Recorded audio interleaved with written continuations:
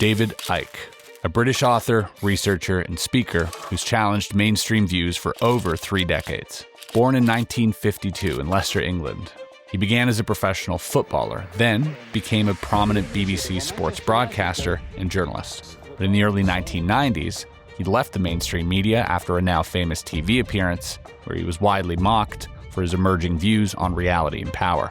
Let me say this. They're laughing at you. They're not laughing with you. Fine. He has since authored more than 20 books, including The Biggest Secret, exploring theories of reptilian shapeshifters, interdimensional beings influencing humanity, and a reincarnation cycle trapping souls in illusion. Once dismissed, many of his warnings about global control and hidden agendas have gained new attention as recent revelations and events unfold. And at 73, he still remains a very provocative voice. So sit down, strap yourselves in, and for the next few hours, I ask that you suspend your disbelief as we welcome David Icke.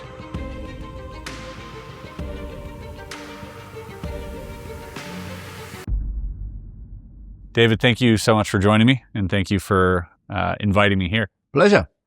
A lot of things I want to talk about today. There's a few conversations. First of all, I think that talking to you in the current climate and the current situation of the world is quite fitting, and it feels like you're through what we're seeing and, you know, all the alternative media that's come out and just people being open to this idea of the subconscious or the unconscious or consciousness in general. It feels like you're being more and more vindicated throughout, you know, this portion of history.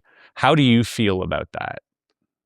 Yeah, well, I remember when I started out, consciously started out in 1990, and in the years that followed, I mean, I couldn't generate any interest in any of this stuff. I couldn't generate interest in the fact that a few people were running the world, and it weren't who people thought were running the world. I couldn't generate interest in the whole idea of consciousness, like who are we, where are we, what is this place? And when I look at it now, 36 years later, well, I know people say, oh, people aren't waking up fast enough. Well, okay, I'll go with that.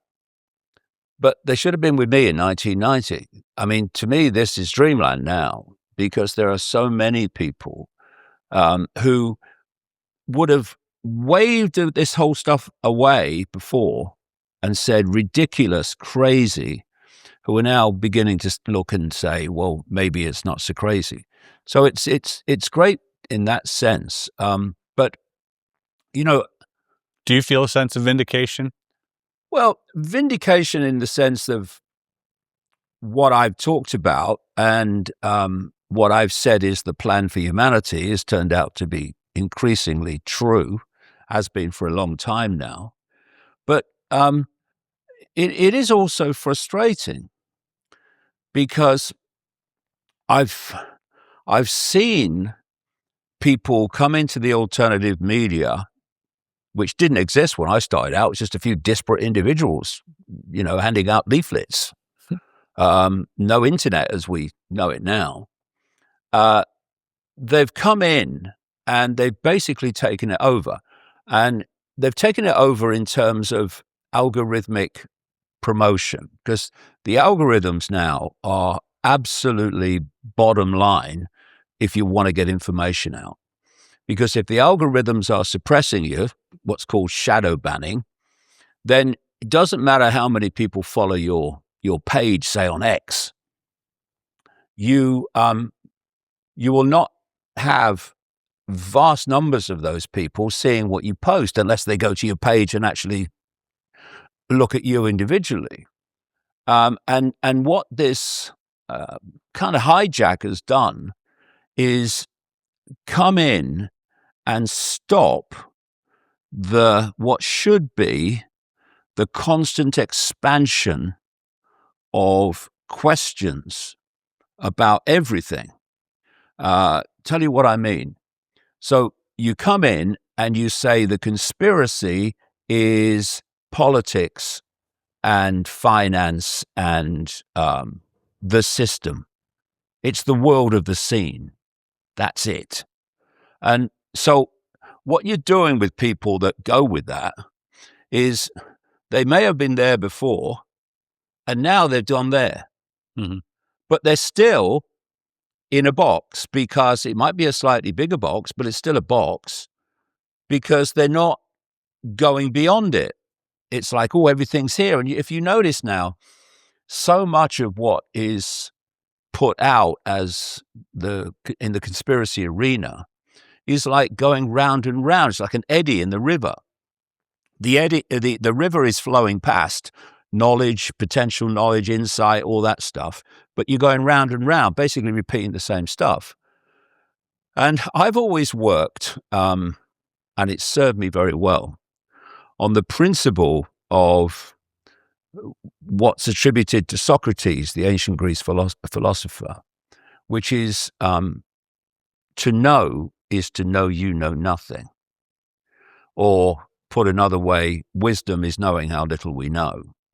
Because what that does is you always know, and this really is one of the few things that can't be challenged, that whatever we know or think we know, there's always more to know.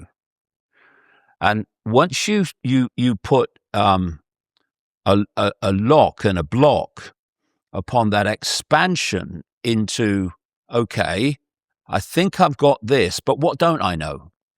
You are creating this eddy, and you're stopping the expansion of awareness into those areas, not only to understand the scale of human control, but that's where the answers lie. They don't lie here. I mean, what do? You're going to vote for Party A? Yeah, okay, so you don't like what they've done? No, I don't. So how do I get rid of them? Well, you have to vote for Party B. Okay. But, I mean, they're doing pretty much the same. How do I get rid of them? Oh, you go to Party A again. and this is the eddy, round and round and round. And so I've always worked on the premise of whatever I know, there's always more to know. And that has taken me on an extraordinary journey from in the early 90s, uncovering this, what I call global cult, this global network of secret societies that are driving world events, fiercely compartmentalized. It's the inner circle that's really doing the driving. And then my next question was, okay, so when did this start? Because obviously it didn't start 5 minutes ago or 50 years ago.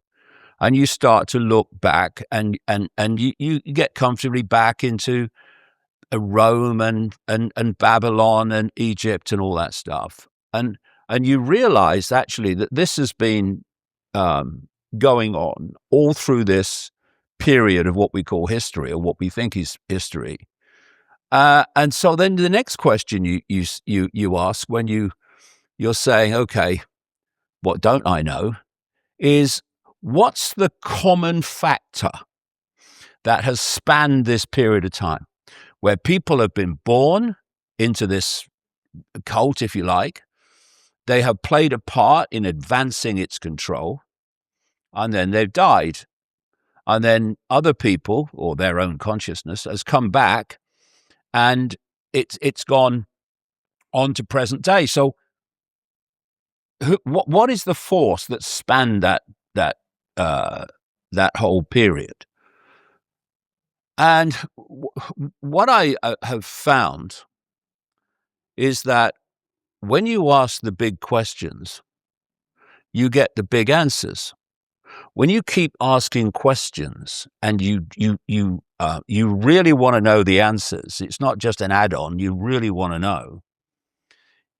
As I understand it, I've understood it more and more as this period has gone on. We are interacting with the quantum level, if you like, of reality. And we are creating a feedback loop between our perceptions of reality, including our questions of reality, and the quantum level of energy, that level of all possibility, all potential, waiting to manifest. How do we manifest it? With our perceptions of reality, what you believe, you perceive, what you perceive, you experience. And so by continually asking these big questions, like, okay, so what is this force that that spans this whole period? And suddenly the synchronicity, and I know Carl Jung talked about synchronicity, but what is synchronicity? Synchronicity, if you break it down, is our interaction with all possibility, with all potential. And so, and people talk about prayer when they're praying for help from God. Yeah, but is it God that's delivering, or is it you that's delivering by the focus of attention that you're giving to your interaction with this quantum level of all possibility? So what I've been experiencing through these years, when I've asked the big questions and the next question, the answers have come, and they've come through synchronicity, walking into people, documents, books, personal experiences, and so on, that have been like handing me puzzle pieces in a jigsaw. Actually, pretty much in the order necessary to see where they go. And so what this is, just to finish with what this has done, it's taken me from those that run the world are not people who seem to be running the world. It's all happening in the shadows, to what then happened in the mid-1990s, where this whole non-human aspect of the human control came in. That's the force that spans these generations from another dimension of reality. And on to the nature of reality itself, which includes, I have long concluded, like about the turn of the millennium, that this is actually this reality is the equivalent of a vastly advanced virtual reality computer game.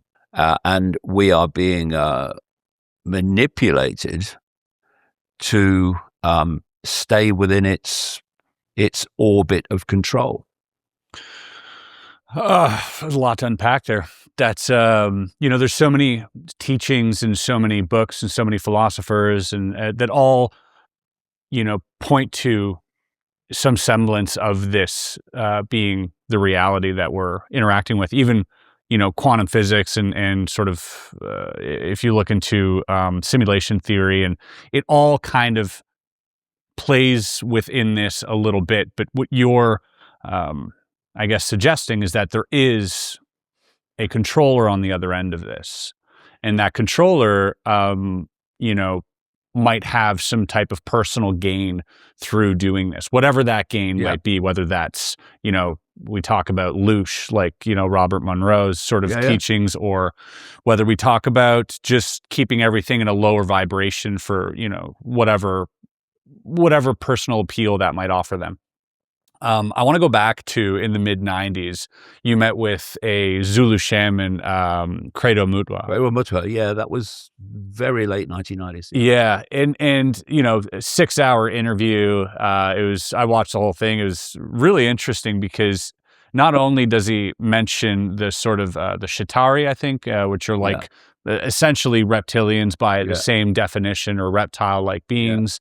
But also these other beings that were sort of like Nordics, like these tall blondes that would have the ability to sort of disappear. And he also talked about the Greys. And the Greys as well. And I thought that was really interesting because you don't often hear sort of a comprehensive sort of, I guess, picture based on all of these different species and what their role is. But he kind of had a really comprehensive explanation for all of this. How much has his teachings and his stories, how much has that impacted how you see the phenomenon? Not as much as you would think, because the relationship with myself and Credo was one of, he would tell me the the ancient stories of Africa and the Zulu legends and the Zulu accounts. And I would tell him what I'd learned in the modern world. And the extraordinary thing is why we got on so well, is we told the same story. Because by the time I came across Credo Mutwa when I was speaking in South Africa, I'd already concluded that there was a reptilian, non-human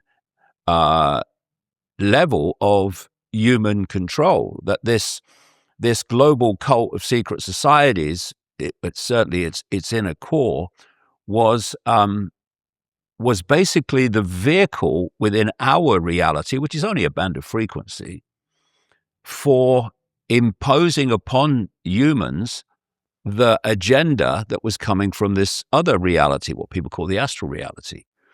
And so I'd concluded many of the things that he told me about, but what he did, which added massively to it, was confirm that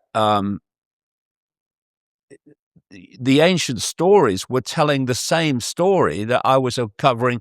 Like when I was in America during the 1990s, I mean, I was talking to nobody. I was supposed to be on a speaking tour. Well, that was great, but I was speaking to chairs, not people, most of the time. And but what was happening then is I was meeting all these different people, whistleblowers, people formerly of the military, people who experience UFOs and stuff. And they were telling me all this stuff. They told me about the reptilian stuff. Well, not just them. I was getting this from members of the public. I remember there was a period in what would it be, 1996, when 96, when I was speaking to no bugger night after night in different places. And in a period of 15 days, I met 12 separate people who told me the same story of how they'd seen, this is synchronicity, how they'd seen Shape-shifting. someone appear to be human who shifted into a reptilian form. So by the time I met Credo, this was starting to become clear in my mind. But what he added was the phenomenal knowledge he had of the ancient legends and the ancient accounts. And also, of course, he talked about his own abduction by what appeared to be grey entities, which was a classic abduction in so many ways. And so it was like a fusion of the two. And it was very, very helpful. I want to take a second to talk to you about the quality of this show. Obviously, I spend a lot of time, perfecting, fine-tuning, even set building, lighting, all the components that go into movie making, but I do this on a weekly basis for YouTube. And anyone dabbling in social media or making their own videos knows that it's a lot of work. And so sometimes I like using AI to help me tell a story, especially a story that involves things that are impossible to film. And so recently I've been using Higgs Field Cinema Studio, and let me tell you, it's the closest thing to actual filmmaking. I'm gonna break down how easy this is to use. First, I need a character. I went with a man in his mid-50s, presidential figure, dark hair, clean shaven. Got a couple options, went with this guy.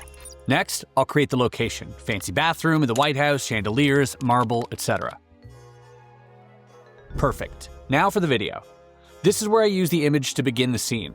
From here, I can choose camera motions, zoom ins, orbital shots, pans, even speed ramping. You can also choose how many shots in your scene and whether or not you want audio, etc. I'll add my prompt here and the duration of the scene, and here it is.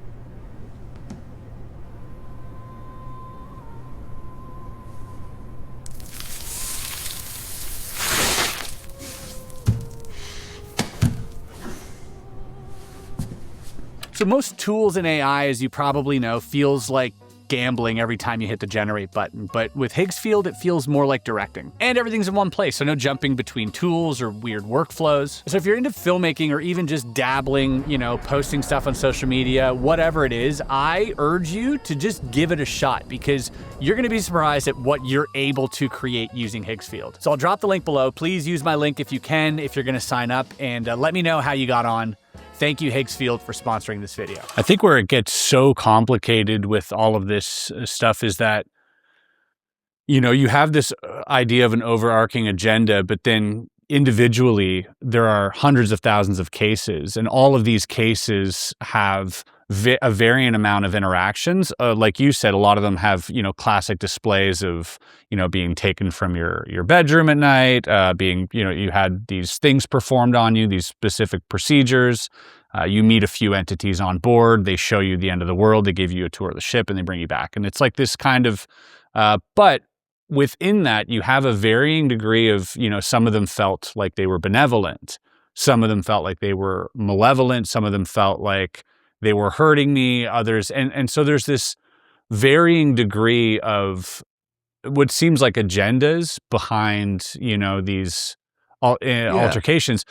How do you sort of, I guess, what do you make of all of that? Does it all fall under the same umbrella, or are there different species interacting with us, or is this all just part of the same control system? Well, I think in the end it's part of the same control system, and I think that you can equate a lot of these abduction experiences in the way you've described. There are common themes to them, but they can be a bit different here and there, but there's common themes to near-death experiences. When the body dies, it ceases, I would say, to decode this simulation reality, and you find yourself in another dimension of reality with completely different, quote, laws of physics.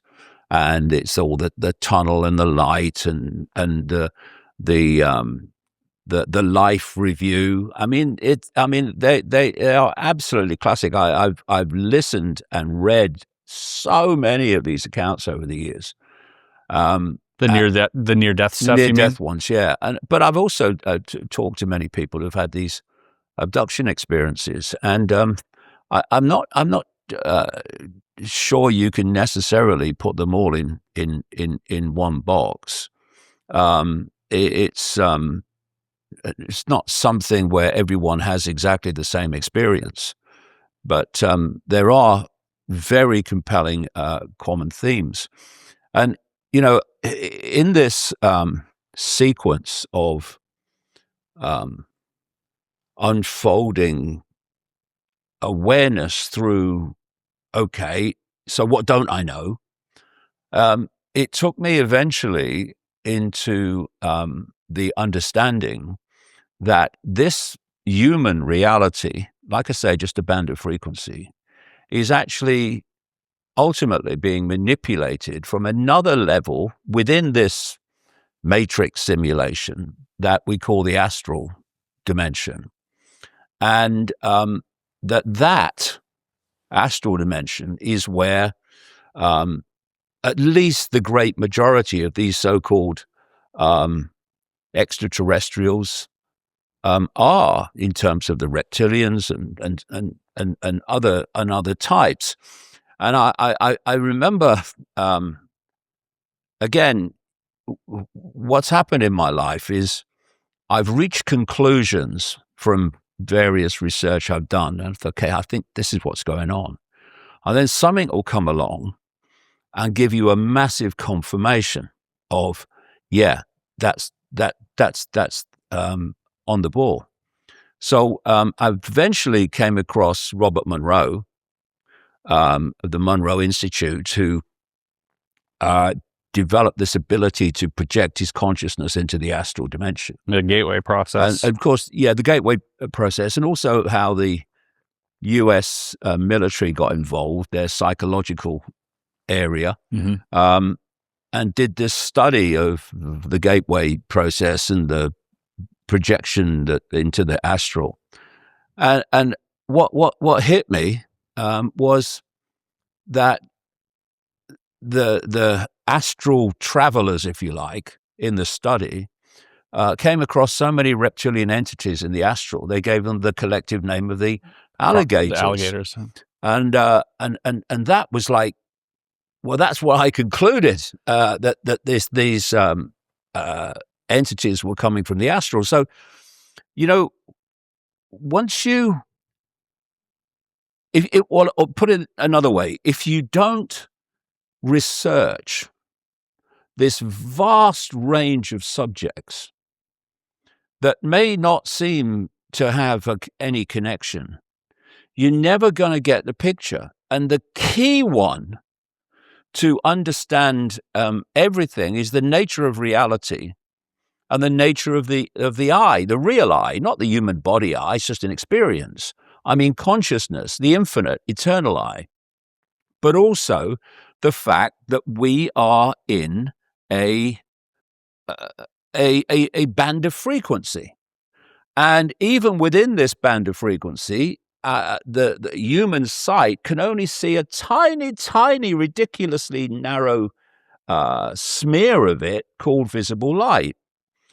And so if you don't look at the nature of reality, and of course, if you're looking at your schools and your education system and your media and what have you, where most people get their information from, therefore their perception of reality, they don't talk about this stuff. Mm-hmm.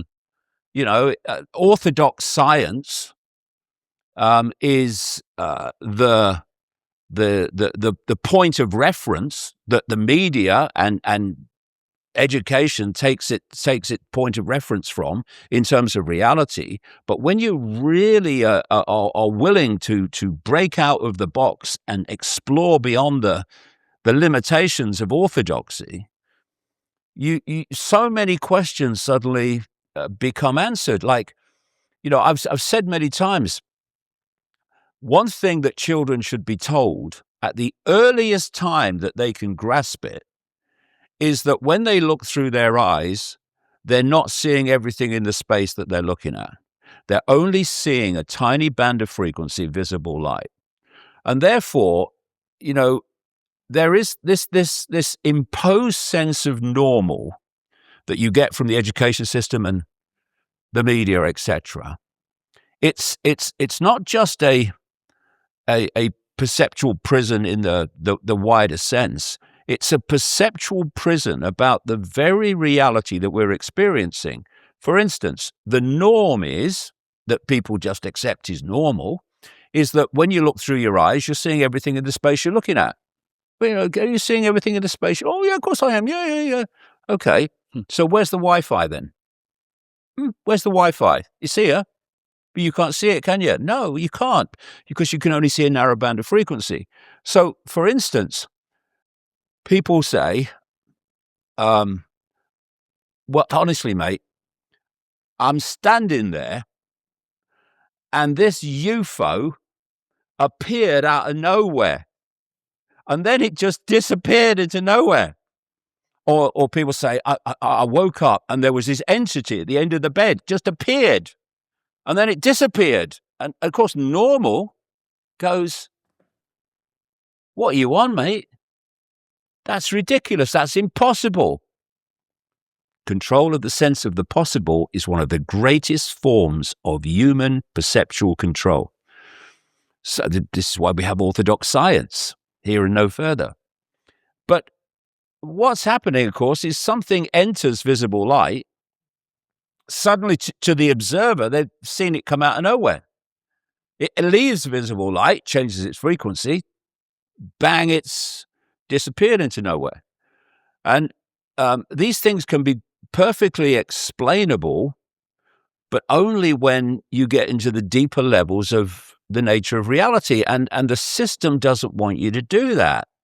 If you are a religious follower and you've got this religious story, it doesn't matter what religion it is, all basically the same, you've got this religious story. If you go beyond the religious story, first of all, you're perceived as a blasphemer. But if you start to explore what's called the hidden knowledge, Well, what is another word for hidden? Occult. Mm-hmm. So suddenly you are dabbling in the occult. No. You're dabbling in hidden knowledge, which can be used for horrific things, and it is, or it can be used to set us free. It's just hidden knowledge. But religion says, if you go into the occult, that's the devil. Mm-hmm. Now, orthodox science, which is another religion, by the way. Scientism. Yeah, scientism. Exactly, it is. So it says, this is the story. This is the orthodox science story about reality. And if you go there, you're a pseudo-scientist, or you are dabbling in the paranormal. And they put para in front of normal because they are seeking to describe a phenomena or phenomenon that happens that they can't explain from the orthodoxy. It's magic to them. Yeah. So if I can't explain it, it can't be happening. That's the orthodox science mindset. Mm-hmm. It's easier to blame your own perception. Yeah, exactly. But what you've therefore got, you've got people like Professor Richard Dawkins, who is at Oxford University. He's written all these books lambasting religion. Okay, that's fine. But you're the high priest of your own, mate, because you are limiting exploration into all possibility and all potential in the same way that religions are by calling it the occult. And, those that want to know the truth, they don't want a round of applause or a statue. They just want to know what's going on, what this reality is and how it's controlled and to what end. Then they're the ones that are willing to go there and outside the boxes. And of course, when you go there, as I well know, you're going to get massive ridicule, condemnation. You're going to be mad and bad and all the other labels that are given to you. But if you care about what's happening rather than what people think of you, then you'll go anyway. And that's the only way we're really going to uncover what's going on is to have no limit to what we will explore, in the very, sense of wisdom is knowing how little we know. So you're all going to keep asking that question. Okay, so what don't I know? And when you do that, it takes you into some far out areas. You well know it takes you some far out areas very, very quickly, and people think you're crazy. But as we talked about at the start of our chat here, you can have a choice. You can go with the world, go with the norms, because you fear what other people might say if you don't. Or you can go your own way, and if what you say has validity, the world will come to you. Right. And that's what's been happening.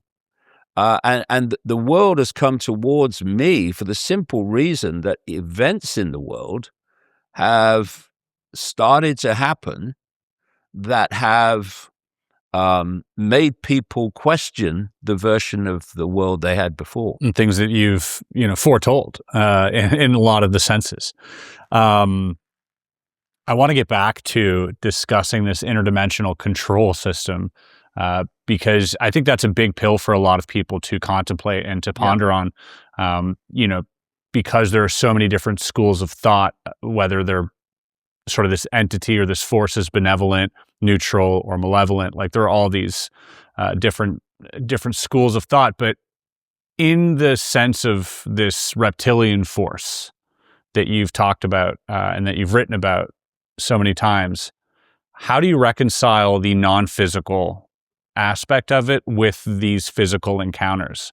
What is that? Is this itself instantiating in our own physical to control our decisions? Is it like, what's the point of this? Because I've heard the same stories. I've had a lot of people come to me as well and saying, I saw this person, they in their words, phase shifted and transformed into like some lizard and looked at them. I was frozen in fear. I couldn't move. And then they kind of chuckled and walked away. And like these really bizarre, terrifying stories that I'd be frightened of if they happened to me.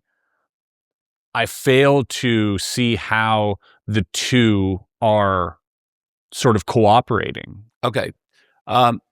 This could take a while, but I'll keep it as brief as I can, because there's so many aspects that need to be dot connected to make sense of it all.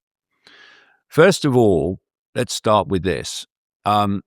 When people think about heaven, oh, am I going to heaven? They look up, right? It's not like that. These dimensions of reality share the same space, but they're on different wavelengths.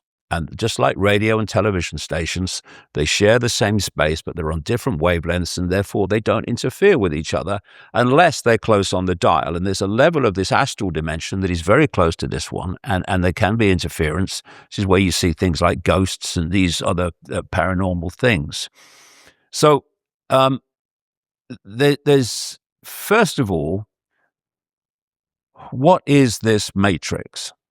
And what's really become very clear to me as the years have gone on is just how this explosion of technological advancement of computers and AI and on virtual reality games and stuff, how that is absolutely mirroring the way we interact with the matrix. Because what I'm saying this simulation is an interactive field of information. So it can be so well symbolized by Wi-Fi in a computer. So if I said to people who knew nothing about computers and nothing about Wi-Fi that in this room was a field of information, which if you get the right kit, you can tap into it and it will take that information and it will put it on the screen in a completely different version to how that information exists in the Wi-Fi field. People would look at me and go, "You're freaking mad, mate. Where is it? I can't see it." Well, actually, you can't see it because you can hardly see anything, mate. Visible light is so tiny, it's a joke. I don't think that's an accident. And but if I said it to people now who know about computers, know about Wi-Fi, they go, "Oh, yeah, I know about that Wi-Fi, yeah, computers, yeah, everyone knows that. Yeah, but what's the difference between "you're mad, mate" and Sure. "oh, yeah, I know about that"? Knowledge, that's all it is. And it's a wonderful example of how if you suppress knowledge, you suppress perception of the possible, right? So we've got this field of information and it's interactive. It is affecting us, but we are like posting on the internet. Our perceptions affect it, which is why they want to keep us asleep, because then we're not expanding our awareness and impacting on the field. So the next question is, okay, so how do we interact with that field of information? And I say that and I've been saying this since the 1990s, that the human body is a biological computer, a biological software. And, you know, we have this idea that the biological is natural and the technological is human-made. But how do we know that? What you have to do to know that is to have something that is unquestionably, unimpeachably natural to compare it with. We don't have that. We think we have that, but we don't. And I know from researching these people over, these cultists over, all the decades, they don't treat the biological as natural. They treat it as an advanced form of technology, which I say the body is. So you've got the body which is the desktop computer, fantastically more advanced, and you've got the Wi-Fi field of the matrix, and we are decoding, like a computer, that information into a totally different form that we experience as a physical reality, apparently physical reality. It's not really. And so I'm saying that the body is a biological computer that's decoding the matrix. Now, if I said that to most people, they'd say that's crazy. How can this be a computer? It's a body. Okay, so when's the last time you thought about breathing? Only when you were out of breath. Do you stop and say, okay, hold a second, just stop the conversation a second. I've just eaten something. I've just got to focus and digest it. No, just digest it. The body is making and tinkering little changes all the time. You go into a hot room, it will impact on the body to meet that challenge of a hot room. If you go into a cold place, the opposite will happen. And what I'm saying is that there is also, going through the body, psychological programs. They are behavioral programs. They are reaction programs. For instance, there's an area at the back of the brain called the reptilian brain, funnily enough. Well, I don't think it's funny. I think it's appropriate. And or the R complex, as some scientists call it. And from that, we get fight or flight. We get the survival instinct. These are psychological responses. So there's a psychological aspect to the biological computer. But we are consciousness. Ultimately, we are a state of awareness, a state of being aware. The question is how aware? How far do we expand out into this field of consciousness? The matrix has been created to make sure we don't go very far, and ideally that the biological computer program will dictate our behavior, our responses, what have you. And you can sit quietly and you can listen to the chatter going through your head. You can listen to the chatter that's constantly going, the white noise chatter of, if she said this to me, I'd say this to her, and I said that to her, and I'm glad I said that, and all this chatter's going on all the time. But you can observe it. You can observe the chatter. The question is, what's observing it? Consciousness. The real you is observing the chatter. What's the chatter? It's the program playing out, right? So then I looked at how mainstream science explains how we experience reality, how we basically interact with reality. And it's through the five senses, overwhelmingly. And what we're doing, the five senses, is they are interacting with a frequency field. I say the frequency field of information, the matrix. And if you go massively beyond, in frequency terms, beyond the walls of the matrix, you enter infinite reality. And that's when you start to see the real thing going on, because you're starting to tap in with something outside of the matrix. And that's what we call awakening. True awakening is when we expand our awareness, our consciousness, to tap into that level of knowledge, awareness, insight that is beyond the matrix frequency walls.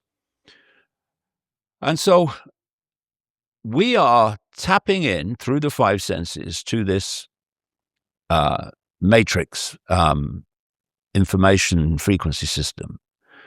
The five senses turn that frequency information into electrical information. They communicate it to the brain, and there's different parts of the brain that specialize in the different senses, and the brain then forms a sense of reality.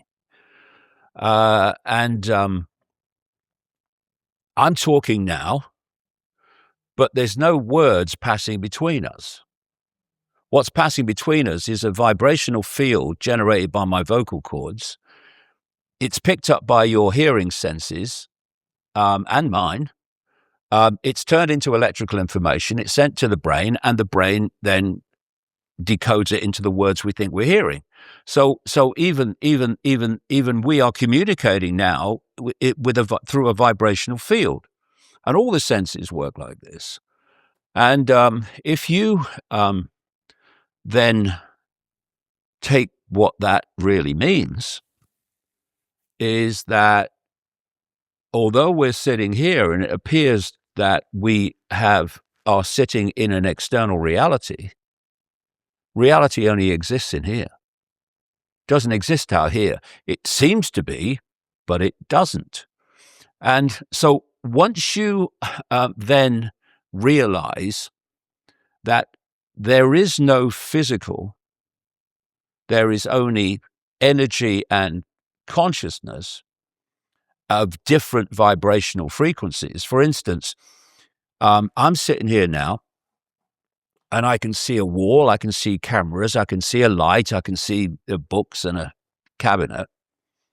And everything in between those forms appears to me, appears to everyone, to be empty space.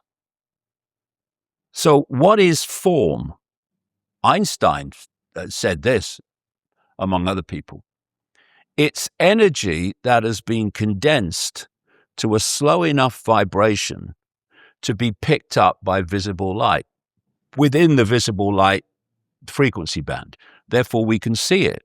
Everything else between the form appears to be empty space. It's not empty. Sure. It's full of energy, but it's at a frequency that's outside of visible light. So it appears to us to be to be empty space. So when you then ask the question, so how come we're experiencing apparently a physical world? What is it? You then realize, and more scientists are now, mainstream scientists are beginning to really see this, that actually we're living in a holographic reality that's going on in here. And when you see the advancement now in our world of holographics, I mean, there's in the east of London, there's a show going on all the time of ABBA when they were younger in their prime, and they're all holograms. And holographics is becoming more and more prevalent. You see people like Elvis as a hologram doing a duet on the stage with a living Celine Dion, for instance, that you can see on the internet. So we're moving more and more as technology advances to the very reality that we're experiencing.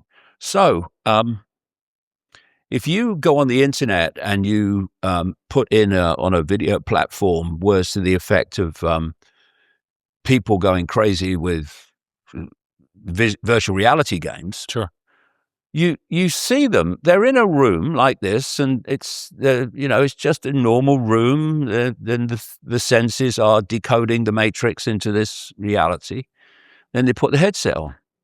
Even more so with the gloves and the hearing senses. You're tricking your senses into and in literally seconds, their complete sense of reality is taken over, especially as they become more and more sophisticated. And, people that develop these virtual reality games, they're saying it won't be long before you won't be able to know the difference between this reality and what they call simulated reality. In other words, simulated reality and simulated reality. Which might mean that we're already in one. And because I think when you put on a virtual reality headset, you're in a virtual reality within a virtual reality. That's the way I see it. But what you see is this extraordinary capturing immediately of the sense of reality, the sense of perception of people when they put the headset on. And, I used some of these clips in my talks. And, you have people where there's a woman in one clip, and she's standing in a room, quite a lot of people in it. Someone's holding her hand or her arm and saying, "It's okay, it's okay. You're in a room. It's just a game." She is gone because to her it ain't a game, right? Mm-hmm. And so now imagine, because what you can do with a virtual reality game is you can go,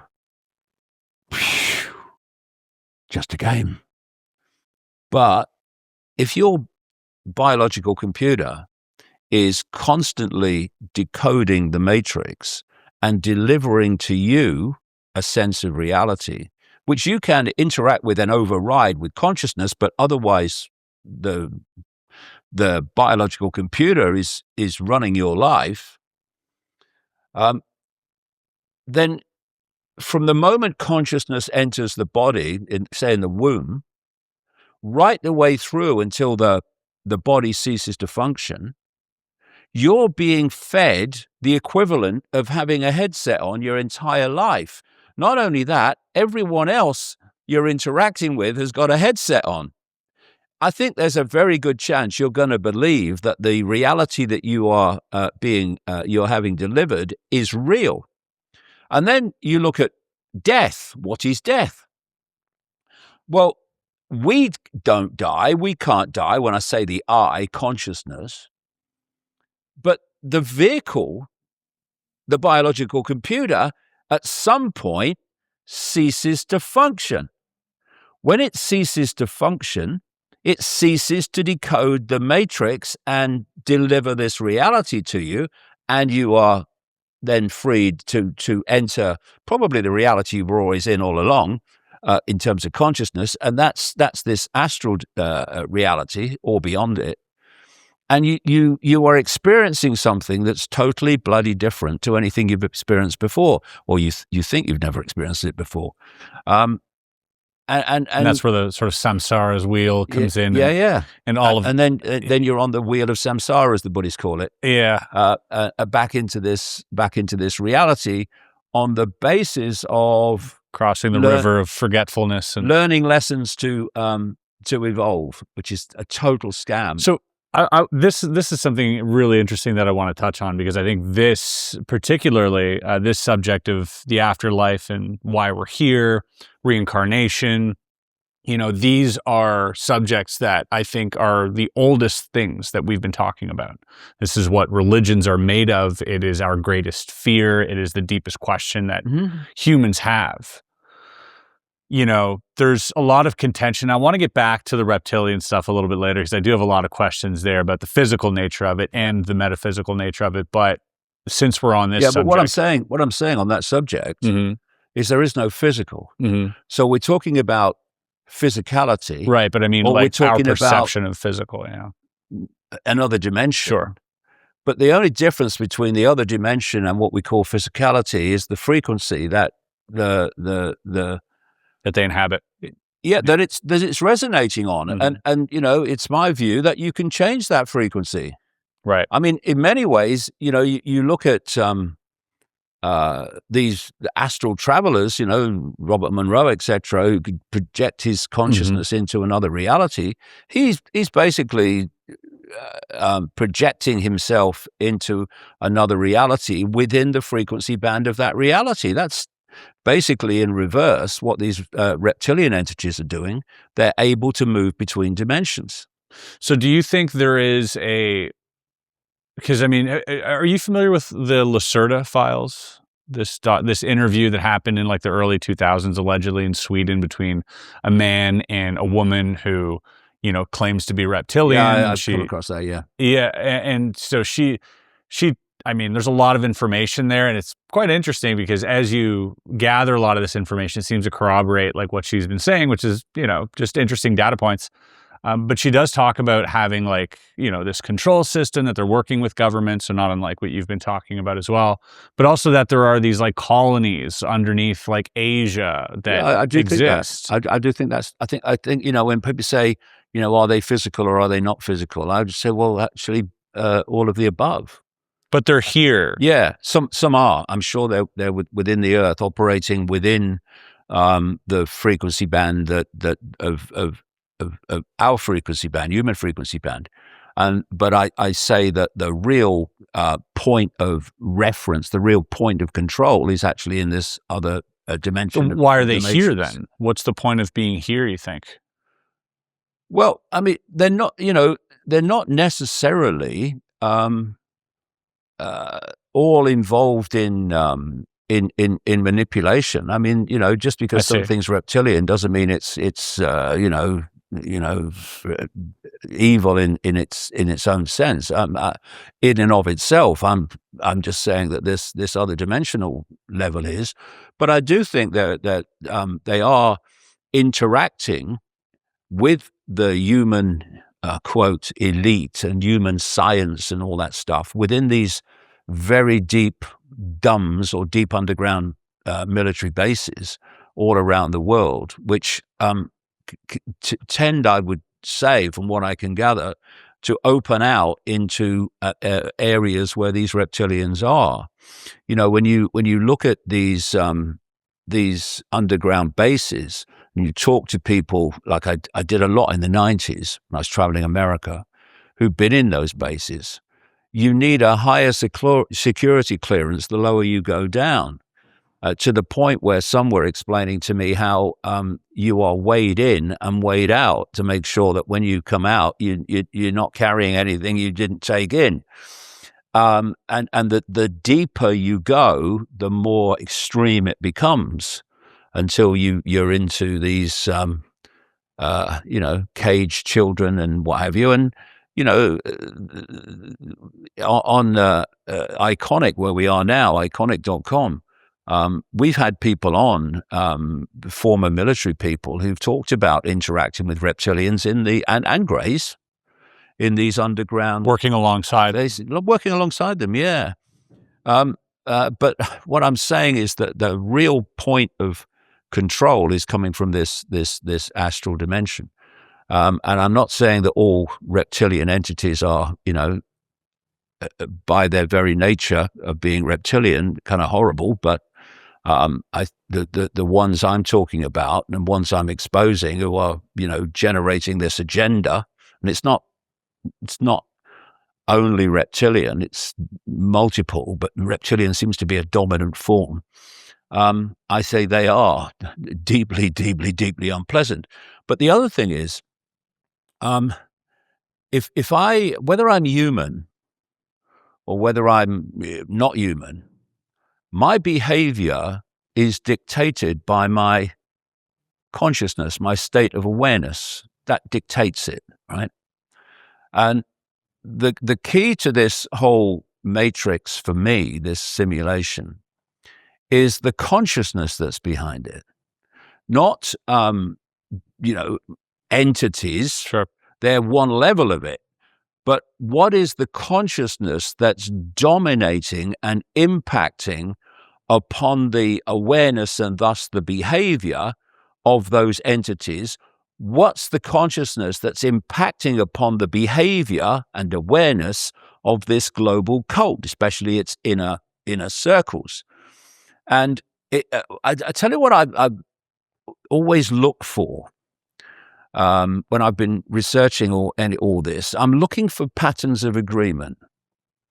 It's easy to find patterns of disagreement, but what are the patterns of agreement? What are the patterns of agreement between people, organizations, religions, ancient stories that would in many other areas disagree, but what do they agree on?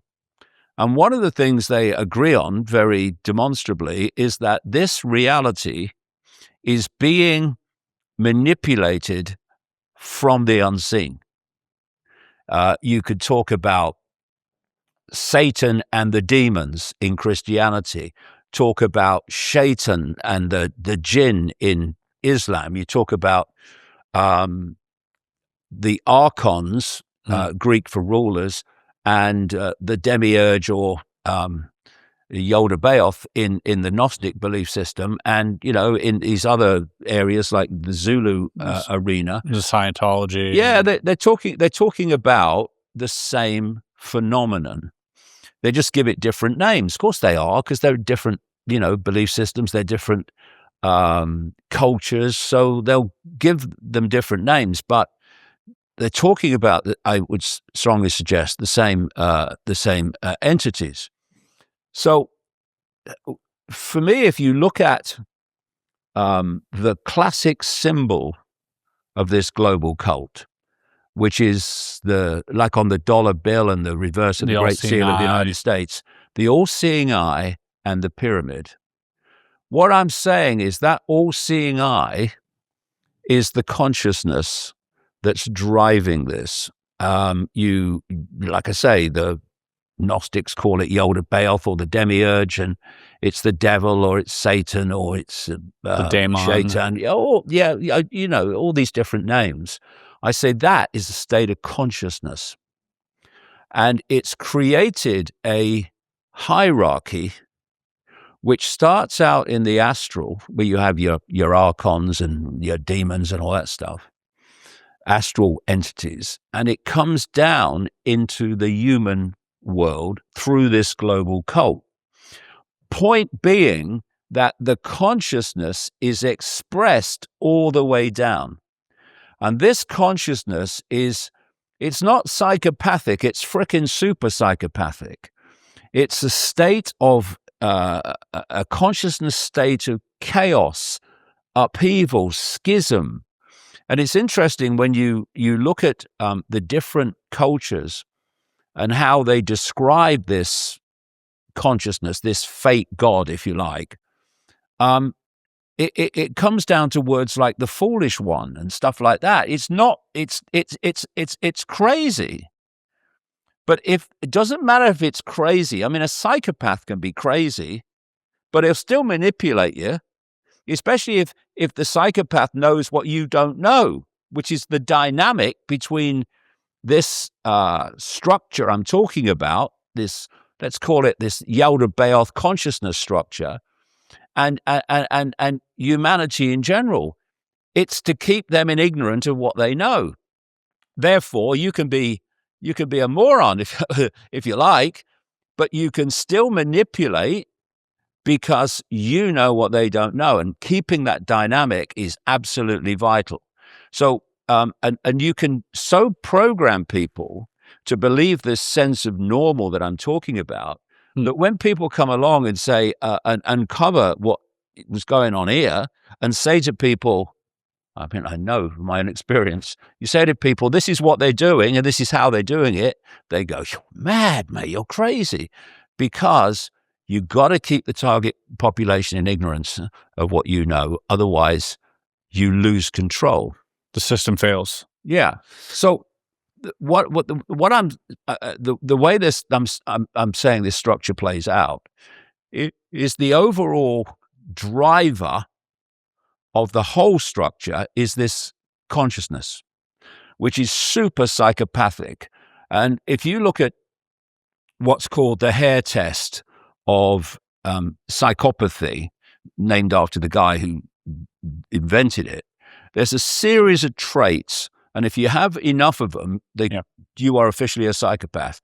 Well, right up there is lack of empathy, not being able to put yourself in the feelings of those you're affecting, and a deletion of compassion. Now, you look at this structure of control, and what you're looking at right the way down the structure, whether it's this archontic force in the astral or whether it's the way it plays out into the human world in this global cult, you are looking at super psychopaths. We're speaking now at a time when the United States and Israel are still bombing the shit out of Iran. And they're not bombing the shit out of the mullahs alone. They're doing it out of the population, and so. The Americans, although they've tried to change the subject, but it's been very, very plainly proved that they bombed a school on the first day of the conflict and killed enormous numbers of kids. Now, you cannot have any measure of empathy and do that. Because I call empathy the fail-safe mechanism of human behavior. So if I can feel what I'm making you feel, then that's going to affect what I'll do and how I'll treat you. If I have no ability to feel empathy or compassion, there are no limits on what I will do. And therefore, as I've exposed for 30 years now, you have Satanism doing Satanism doing sacrifice of children to the gods. Why we can come to. They're abusing kids. They're sexually abusing kids. They're violently abusing kids. You cannot do that if you have a smear of empathy. You have to be deleted of it.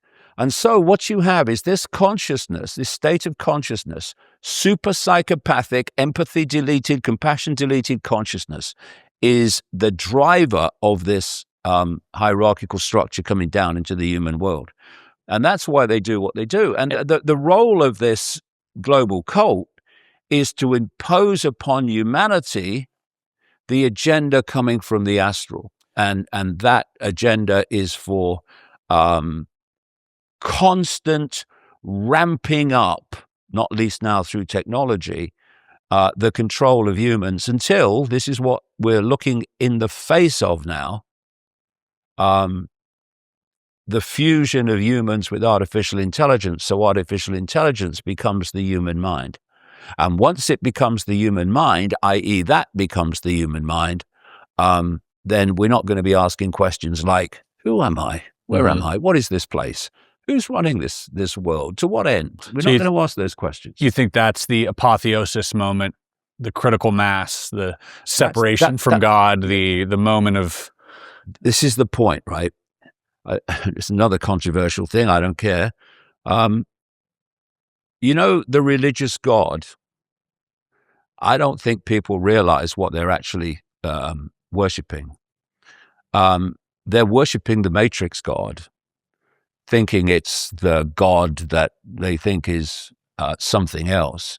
If you go beyond the walls, the frequency walls of this simulation, which compared with infinity is freaking tiny, grain of sand in a desert. But if you go beyond it, you start tapping into it. You're tapping into that level of awareness that is beyond the manipulation. That, for me, is, if you want to call it God, I don't use the word God, but call it what you like. That is the real level of expanded awareness. So there is a beyond. Yeah. Oh, yeah, absolutely. This is tiny. And beyond the control. Yeah. I mean. Yeah. There is a beyond the control system. Oh, absolutely. The control system, this simulation, is tiny compared with infinity. Well, what isn't? But so you're tapping into that. And what religion has done is, I think I have absolutely no doubt after all these years, religion and the different religions have been created specifically as perceptional prison cells, right? You go beyond what Islam tells you, you're an infidel. Or you go beyond what Christianity tells you, you're a blasphemer, and so on. And they're all the bloody same, right? To keep your people in the box. And once you've got people in different boxes, unquestioning, rigid belief systems, then you've got the perfect scenario for the most essential thing of the few controlling the many, which is divide and rule. We're seeing that in Iran now.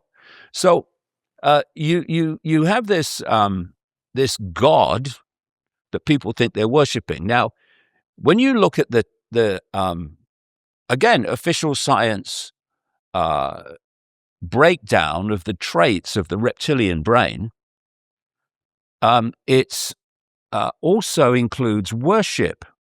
Worship is an aspect of the reptilian brain. Fight or flight, fear is a massive aspect of the human brain. What are we told? We're told to fear God. What do you want to fear God for? No God wants fearing. Once you get beyond the matrix, this infinite reality, this infinite consciousness, it doesn't want to be bloody worshipped. What does it want to be worshipped? But for reasons we can come to, this fake God consciousness absolutely wants to be worshipped. And for me, what we've got is a double whammy setup whereby people are perceiving the negative force as the devil or Satan or Yoda Bayoff, right? Okay. But they're worshipping another disguise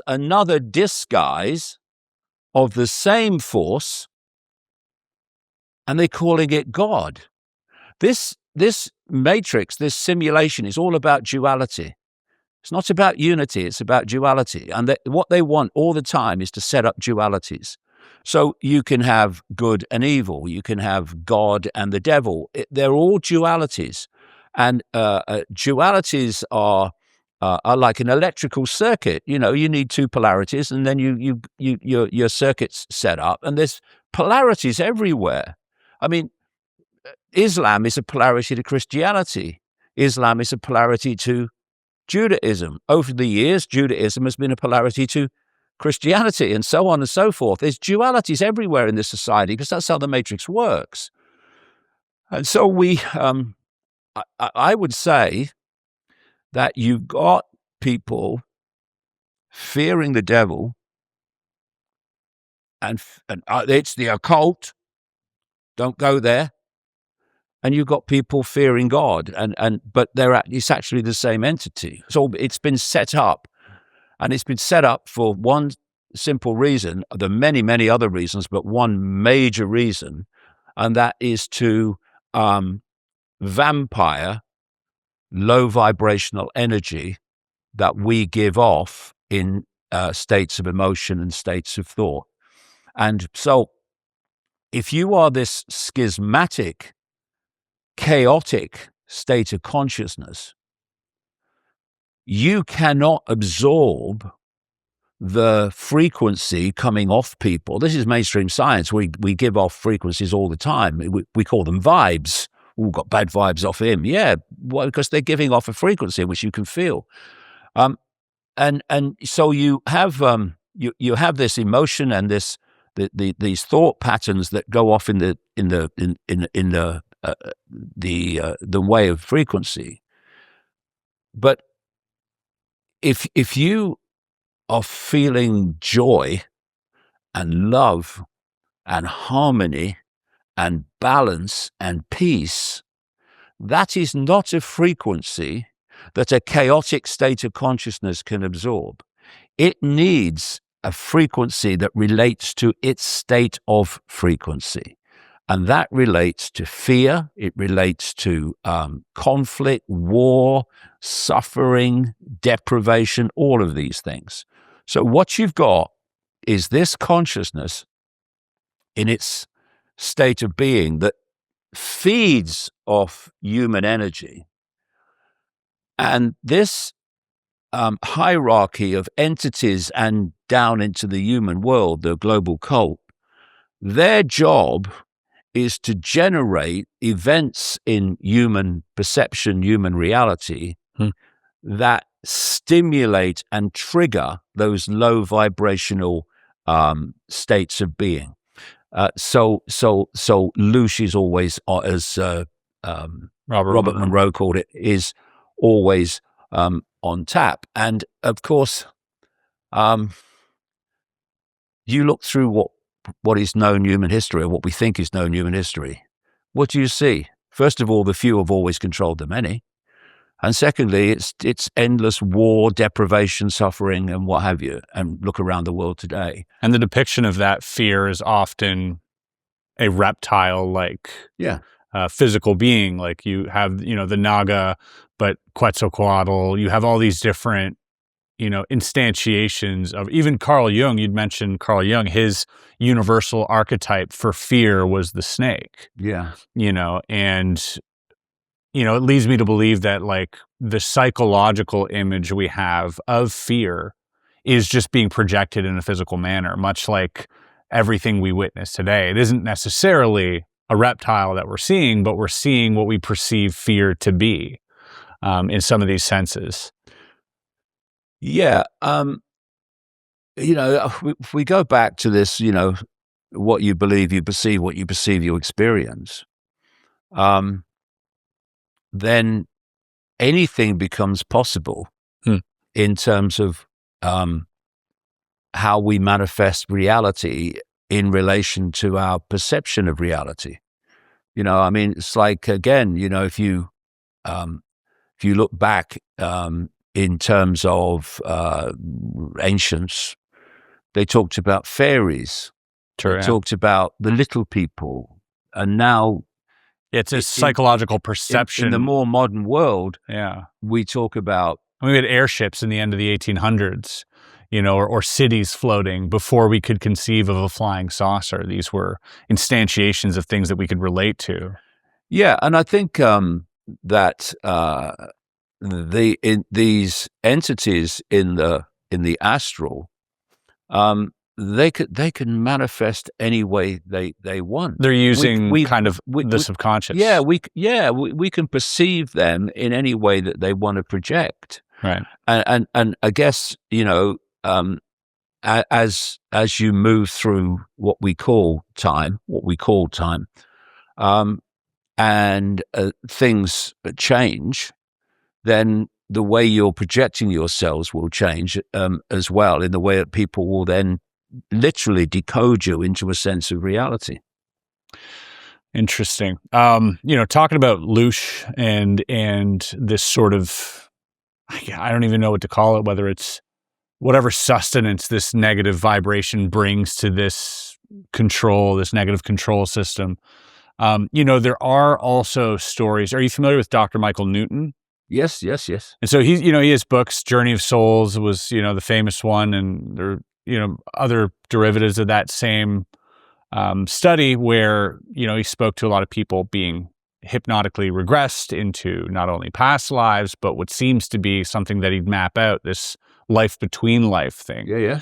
Where, you would come back, you would then remember, oh my gosh, how vain I was in this life, and you'd kind of come to. And then go through these, like you said, these life lessons. You would learn about the next incarnation and sort of sit at these read-throughs and choose your next life before you were sent back down. And, he had thousands. I think he did up to 5,000 individual sessions throughout his lifetime. Yeah. How do you make sense of that? Is that too part of some trickery that we're being given? Well, yeah. Okay, so... Again, on this sequence of, so what's the next thing that I don't know? And once I'd concluded, just after the turn of the millennium, I'd been thinking about it for years before, but really it crossed my line, that I'm sure of it, that this is a simulated reality. When I started understanding that actually this simulation has other levels, was when I thought, okay, so I'm banned from a lot of countries now, but before that, I traveled widely since 1990. I must have been to 60 odd countries in my life, and what you see increasingly in the West now is that most people aren't having a good time. In Africa, in South America, Central America, in Asia, they're trying to survive another day or another week or whatever. in very challenging circumstances. What does that produce, ladies and gentlemen? Oh, Loosh. And so my thought was, okay, I can get that consciousness could be manipulated into this reality once. But when the body ceases to function and you're released from this reality, why the hell would you come back? Because most people will not have had a good time. And they'd think, well, this is a shitty place. I'm not coming back here. But they do, because by that time I was totally convinced that reincarnation is real, though I have a different explanation for it. And what I see again and again, lessons in these near-death experiences, yeah. Now, this is an interesting thing with a near-death experience, because you will have noticed when the ones you've read that where they talk about the fact that they were told that they have to go back because they have a mission on Earth. That's never freaking explained, at least most of the time. And if you pass this threshold, which is symbolized in various ways, you can't go back. The river of forgetfulness. Yeah. Now, they do come back to tell their story. So what's on the other side of the threshold that if they pass into it, they can't come back in this life? And I don't think that's anything like what near-death experiences are led to believe is what this is all about once you get into this wheel of samsara and start to come back. Because if you are feeding off human energy, consciousness, basically, then if people are leaving and going, shit, I ain't going back there, then you're going to run out of people. But they don't. And the reason is this reincarnation cycle. And what I found interesting when I've looked at these near-death experiences is how the dynamic of perception is the same as it is here, right? Because most people, they will look to authority to tell them what to do, to tell them what to think. They'll look at scientists to tell them what to think about reality, doctors to tell them what to think about health and all this stuff, all the system. Even in the afterlife. Yeah, they're looked at. But then when you follow these near-death experiences, this is an interesting thing where they leave the body and they say, I've never felt love like it. It was blissful. And you go, but you believe in reincarnation now. Oh, yeah. So why is it new to you? It's because, so I've talked to people who have this memory. It's very compelling common themes. They have a kind of retained memory of coming into this reality and passing through some kind of very powerful electromagnetic field, which basically makes their mind a blank sheet of paper when they come in. So when they leave the body, that state of awareness is still there. That's why they say, I'd never felt experienced anything like it before, because to their mind, they haven't. Yeah. But then they go up the tunnel, and what appears again and again, first of all, we're prepared in this reality to symbolize or equate the light with God. So when we leave the body, it's like there's a light, I'm going to the light, it's God. You'll see, as they describe, spirit guides, loved ones sometimes. They will see their religious hero if they're religious. They'll see elders, people in long gowns and with long beards. What's that all about? Oh, because we're prepared here to perceive wisdom as wizened old people, with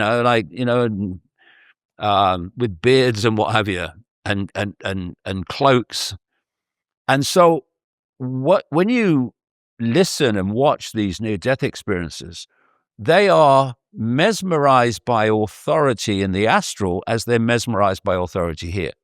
It's like, I know nothing, so I've got to look to an authority figure to tell me what's going on, to tell me what to think. And if your consciousness has been wiped on the way in, and is still wiped on the way out, then you are going to look to authority figures, aren't you? And that's why it's so important, in my view anyway, that we understand the nature of the trap while we're still in a human body, so that when we leave, we don't fall for the game. And that, the Buddhists have this belief that the best opportunity of getting out of the matrix, what I call the matrix, into infinity, is immediately after you leave the body. And the other thing, interestingly, is they say that what you have to do is be on the wheel of samsara, learning these lessons. But when you reach a state of enlightenment, you can get out of the wheel of samsara. What is a state of enlightenment? It's expanded awareness. It's a self-identity with the true I, consciousness, infinite consciousness, and an end to self-identification, thus perception, with the phantom self I, which is either I'm a human, we're not, we're having a human experience briefly, or the soul I in the astral, whatever. You lose that, you go beyond it. You realize that you're just a state of awareness, ultimately infinite awareness. And that changes your frequency state, that the matrix can't hold you anymore. This is the way I see it. And if you stay within the matrix perceptual realm, which is either I am human or I am a soul who has to learn lessons by reincarnating, you'll stay in the matrix. There's a book by an author called Lawrence R. Spencer, and in this book, he speaks to, through letters to this lady named Matilda McElroy, who claims that she had interactions with a being in part of the Roswell crash, and that this being imparted all this knowledge onto her. Yeah, I've seen that. Yeah, about this being sort of a prison planet. Yeah. That this is like the place where they send all the the worst sort of souls or consciousness beings to, in order to keep them sort of imprisoned here. This guy also turned out to be a Scientologist. Yeah. And, see, I don't go with that. Yeah. I think people have been trapped here. Mm-hmm. But there are some similar themes. Yeah, there are similar themes. But I think they've been trapped here by once you enter this matrix, it's like putting the headset on. Right. You're just being tricked. Your perceptions start to be overwhelmed by being basically hijacked. And hijacked in a way that lowers your frequency, and you're within the walls of the matrix, the frequency walls of the matrix, and it's the awakening process. Most importantly, in my view, the self-identity awakening from I am human, I am Ethel on the checkout, Bill driving the bus, to I am all that is, has been, and ever can be, having a brief human experience. That is a completely different frequency that you are operating on, because as you expand your self-identity, you're expanding your frequency, you're expanding your consciousness deeper and deeper into the field. And that's what we call awakening. And if you self-identify with being human, or self-identify with the wheel of samsara, got to learn lessons, you'll stay within the matrix. That's my view anyway. Do you think you're ever coming back? Only by choice. By choice? Yeah. And I can't. So wait, I can't work out, mate, why I chose this one, but Well, I did. There must be a very yeah. good reason for it. You've probably come back a few times, not just the once, right? Yeah, That's the idea. The thing is, we have a perception of reality based on the matrix constantly feeding us a sense of reality. But when you're outside of the matrix, your sense of reality is totally different. So you'll see that people are trapped or souls are trapped within this this fake reality. And you also realize that going in for a human life and coming out is not that. It's not that. There is no time anyway. It's just it's an illusion as well, but illusion of the matrix, of the simulation. But the time we're here, which in our perception is like 70 years and 10 or whatever, when you're outside the matrix, it's not even that. So the decision to come in and try to make a difference might not be that big. Looks very different out there than it does here. Like you're going, why did I bother? Like, So you think you would come back in terms of like in what capacity to keep helping people and getting them to realize they're in a matrix and sort of expand their awareness so that they too can leave? I guess that's the idea. I mean, when I look at my life, that seems to have been a reason I came in this time, because I went through my life until 1990, and then all hell broke loose. My life completely changed, and the synchronicity of my life completely changed. And it's very clear that for whatever reason, I've come to do this. And whether I would come back, well, I guess you'd look at it and you go, is it worth it? Is there a chance? If you've got AI human fusion and AI is telling people what to think, well, I mean, I don't know. Maybe it's time for a rethink. Don't you think they would prevent you from coming back? I don't think they can. Really? No. The thing is, people say, where's God or whatever? Why isn't God intervening? But we are in such a frequency, a low frequency field, that anything that comes in would be affected by that field. So the challenge is for us to awaken and therefore frequency expand to connect with what people call God.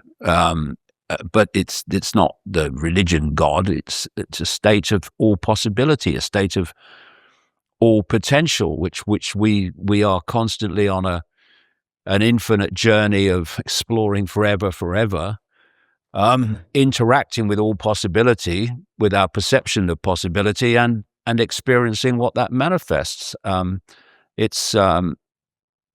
What we're in is such a limited place that's designed to be limited, but we can go beyond it. We don't have to be.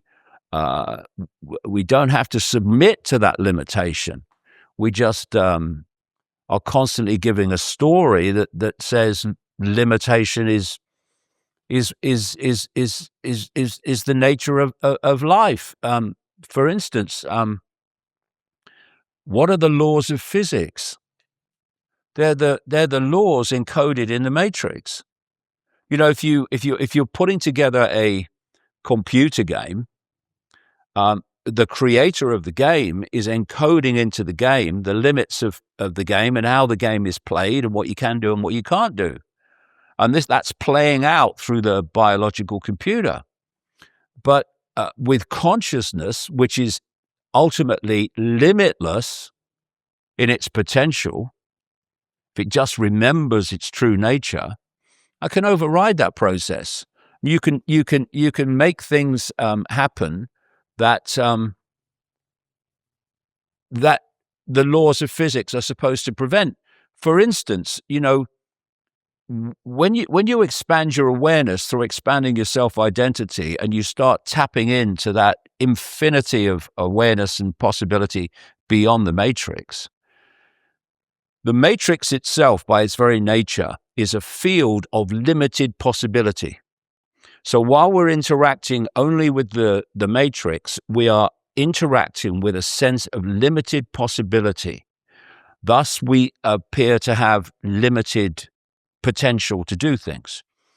But once you tap into that reality, that literally infinite possibility, infinite potential, that beyond the matrix field, then the only limit you have on what you can manifest is what you can imagine manifesting.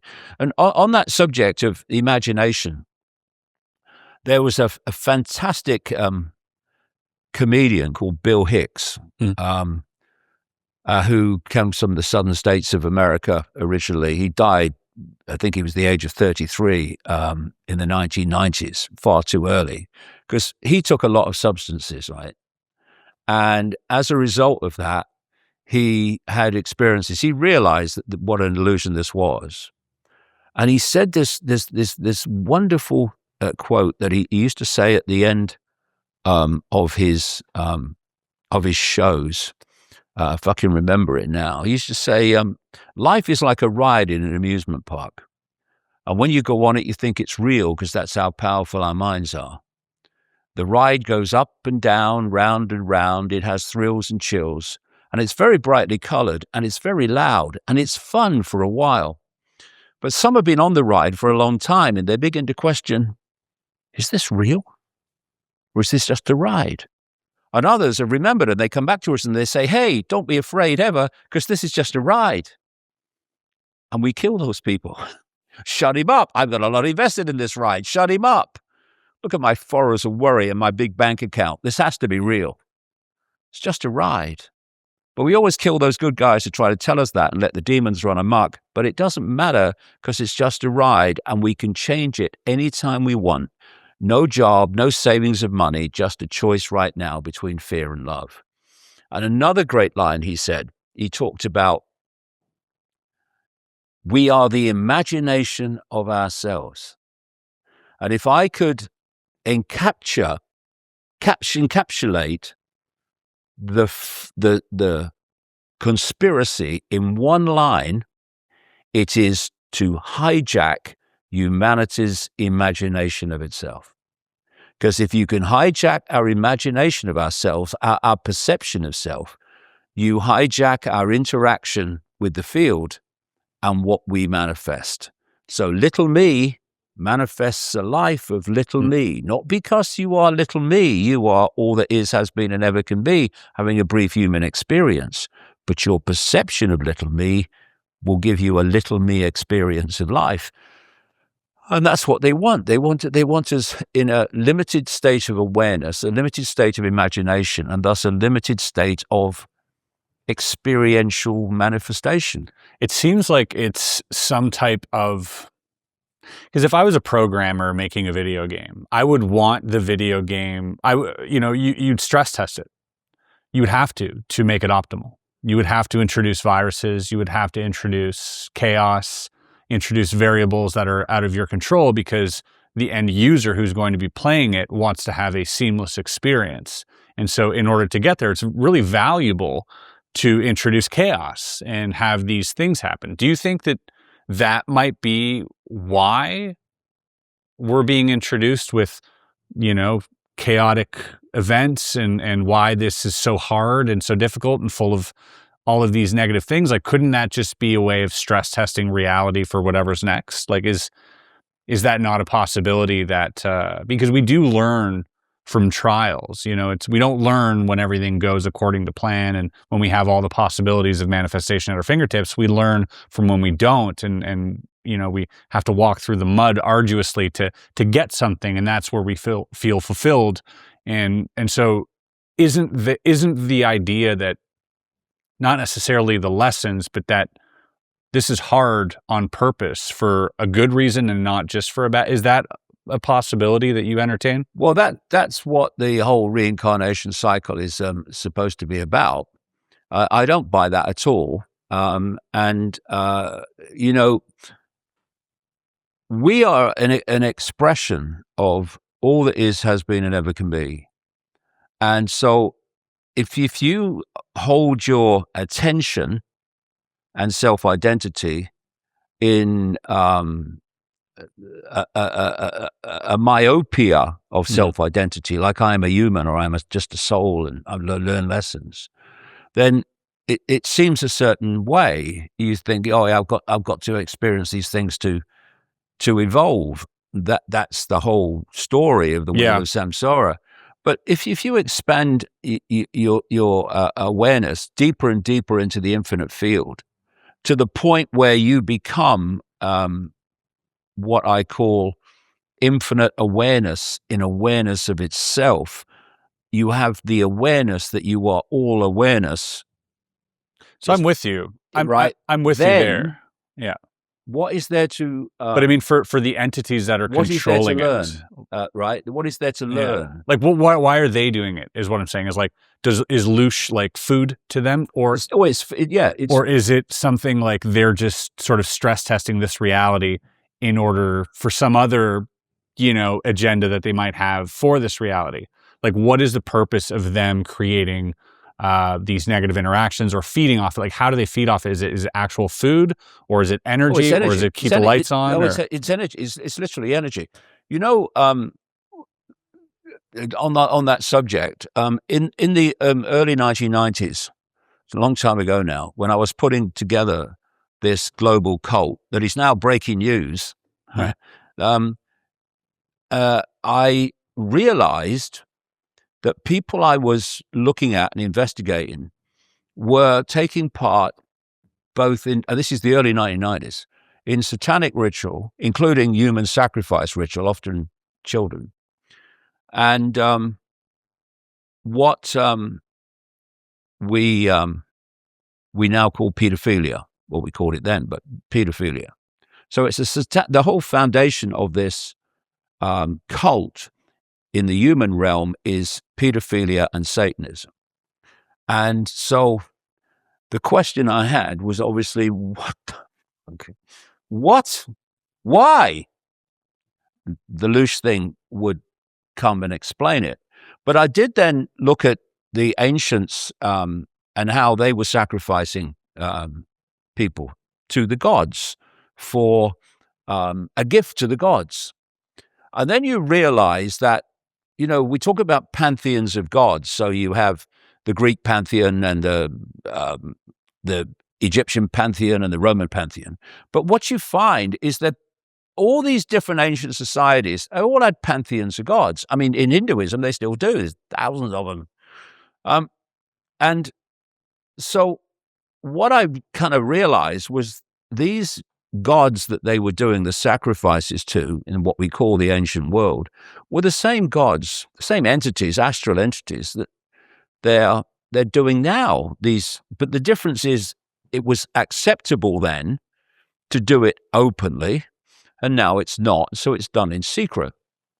And I've talked to Satanists all over the world, and some of which have experienced some of these major bloody rituals involving these elite people. And they tell the same story of how these people, these Satanists, are interacting with this astral dimension. And they are conducting the ritual to generate maximum terror in the victim, because the terror is a very powerful low vibrational energy.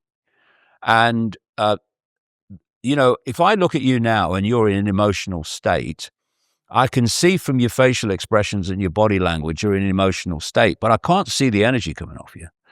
I'm saying it's going into the astral. Right, they can see it. So these entities are overseeing these rituals, and they're feeding off that energy coming off the victim. This is the gift to the gods that the ancients talked about. And the body has this response to terror that puts an adrenaline in the blood, and that's adrenochrome these people drink. And these Satanists or former Satanists have told me, when they drink this adrenochrome, it's a drug. It's like an elixir. It gives them a high, and all these stories about what goes on in Washington with adrenochrome and what have you. Both parties. So you think Loosh is these sort of interdimensional beings' version of adrenochrome? It is how they get high? Yeah. Well, yeah, but it's also a form of sustenance. Right, so, I see. Keeps the lights on. Yeah. So if you if you're getting empowerment from this, well, I mean, think of the First World War, Second World War. What's going on in Iran as we speak? What's gone on since October the 7th in Gaza? Look at all the suffering. Look at all the fear. Or look at all the anxiety and depression that encompasses the planet. And you see the amount of this energy that there is to empower them. And then they kind of recycle that power back in a form of control. And so the more that we fall into these low vibrational states, and if you're in Iran now, you're going to fall into a low vibrational state. Right. The more we're empowering them, but we don't have to. And there's a counter to that. The counter that you propose is just like quite the opposite. Is spread empathy and sort of expand your awareness, and also to or just to not come back, to not just talk about being expanded awareness and self-identifying conceptually as expanded awareness, but to live it, to not identify with being human, to know that what we call human is an experience, it's not you.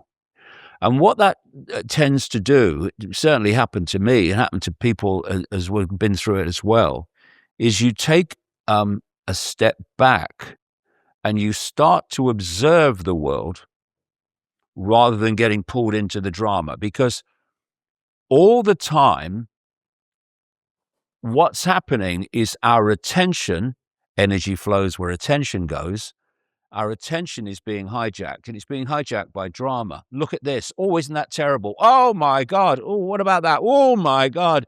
All the time. Trump is a drama queen extraordinaire. You turn on the internet, what's the silly sod done today? So it's all drama.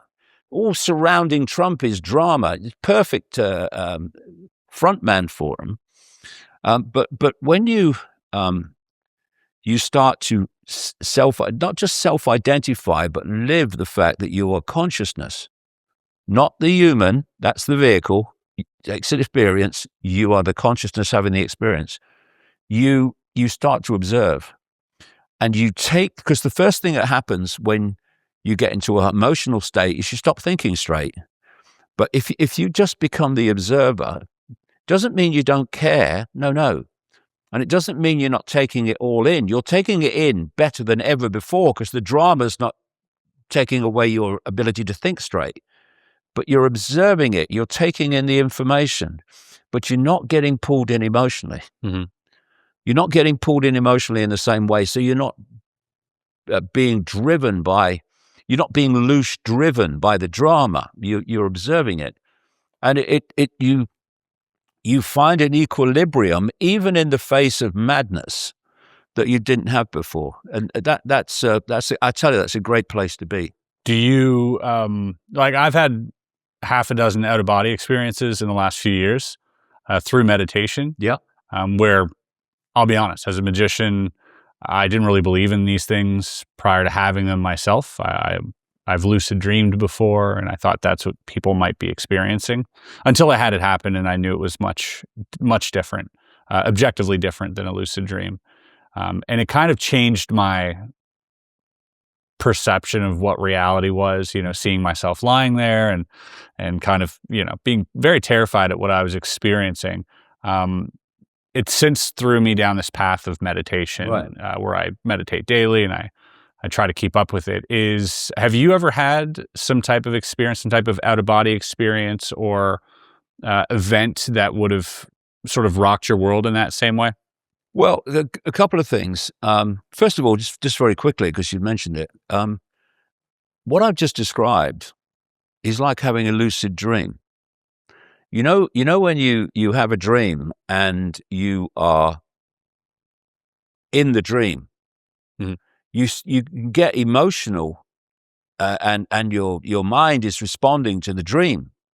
But you have these other dreams where you're in a dream, but it's a dream.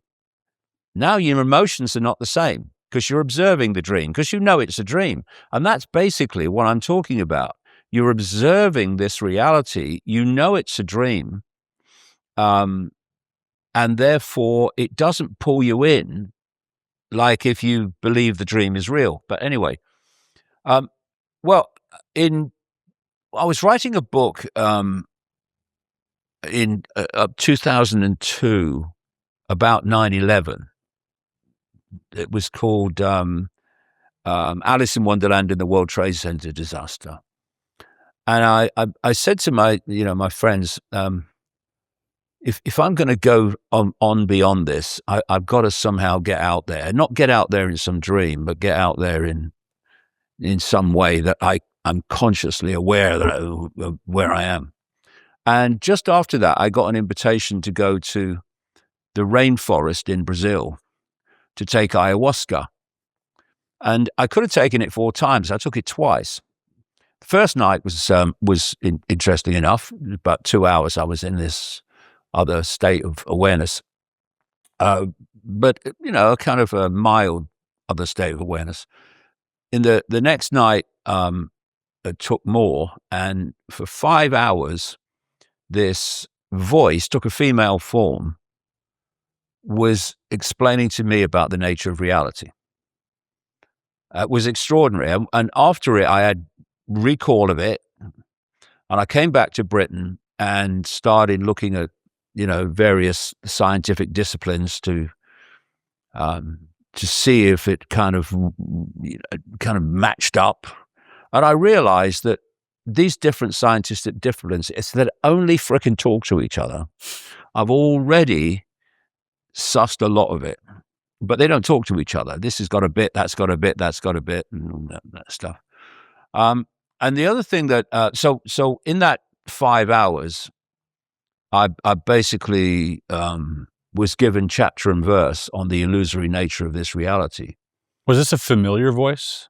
Not really, but it was very powerful. Was it stern? No, it's very loving, very, very pleasant. I mean, it opened up. It said, we're going to take you to where you come from so you can better understand where you are. That was the opening line. And it took me to this, it sort of opened up this extraordinary sight of, if I can describe something as black but brilliant, it was brilliant blackness. It was extraordinary. And this voice was saying, this is the infinite. This is basically all possibility, right? It's that level, which I now call infinite awareness and awareness of itself. And that's where you come from, and that's where you'll return to. And then it started explaining how we get trapped in this perceptual trap of believing we're not that when we are. It was confirming what you had already, Yeah. you had already thought. The conclusion you had already come to. Yeah. Well, there was a lot more in that 5 hours than I'd concluded up to that point. There was. And anyway, the other thing is that whenever I've tried to meditate, I've fallen asleep, right? That's okay. But what happened immediately after this kicked off in 1990, when I went through some extraordinary experiences of a paranormal nature, is that I would then start having, still have them now, absolutely coma sleeps. Often in the middle of the day, actually, not at night. I do have coma sleeps at night, but the most powerful ones, for some reason, are during the day. I'll just become overwhelmed by tiredness out of nowhere, and I have to lie down, and maybe it'll be an hour, I'll be asleep. But when I wake up, it can be half an hour before I fully wake up. That's how deep it is. I'll tell you a funny story. I was in a hotel. Well, no, not relatively recently, maybe 2 years ago. And I'm in a coma sleep, right? And the fire alarm went off. And there's somebody with me who said, it was unbelievable because it was so freaking loud, this fire alarm, and everyone's rushing to move and get downstairs, and you don't move. You're totally like gone. And what happened eventually is the fire alarm stopped, and it was a false alarm. But I slept all the way through it, and I didn't wake up till the next morning, right? So this is how deep these things are. And the point I'm saying this in relation to your question is that when I wake up, I know something. You think it's like a download? Yeah. That happens. It's like I know something. I don't know at that point what I know, Sure. but I know something, and then it just filters through to the conscious mind, and you with insights and what have you. You know, that's interesting, because I've always said that too about meditation, which is, for people who it's not something I was into prior to, and I always thought I was bad at it because I'd also fall asleep, which I learned to just kind of embrace. If I fall asleep, I fall asleep. It's fine. Yeah. But what I found was really interesting is that I can go into a room that is absent of any stimulant, completely dark, no phones, no books, no light. And I come out of that room knowing more than I did when I walked in. Yeah. Now you tell me where that comes from. Well, I think what happens is your consciousness expands, and it taps in to those levels that are beyond the matrix. And therefore, you're tapping into an awareness that is overwhelmingly not available here. And the idea is that from that understanding, through that connection, you then communicate it in this reality. That's been going on now since 1990 with me. I've had some extraordinary coma sleeps that, like I say, it can take half an hour to wake up. When you open your eyes and you realize you're waking up, but it's another half an hour before you can actually get up. And you feel like during those times, that's when you're having some type of download. Yeah. It does feel like a download, yeah. You think your memory is being purposely wiped during that time? Like maybe you did have a very vivid sort of experience that quite possible. I mean, I had vivid dreams, but the most powerful exchange of information I feel is in these coma sleeps, definitely.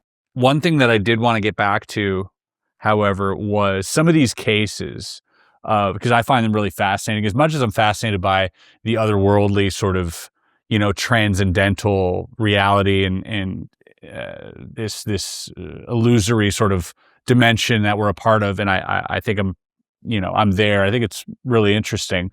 I'm also equally as fascinated with like encounters with physical beings. I think it's just the storyteller in me is just really attracted to this.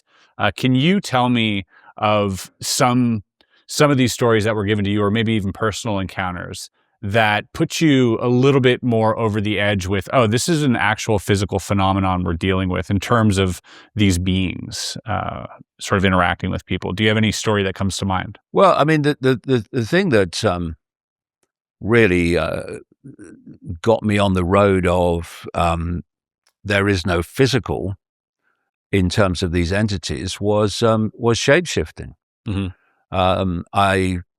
Like I say, it was in 1996. I went to America.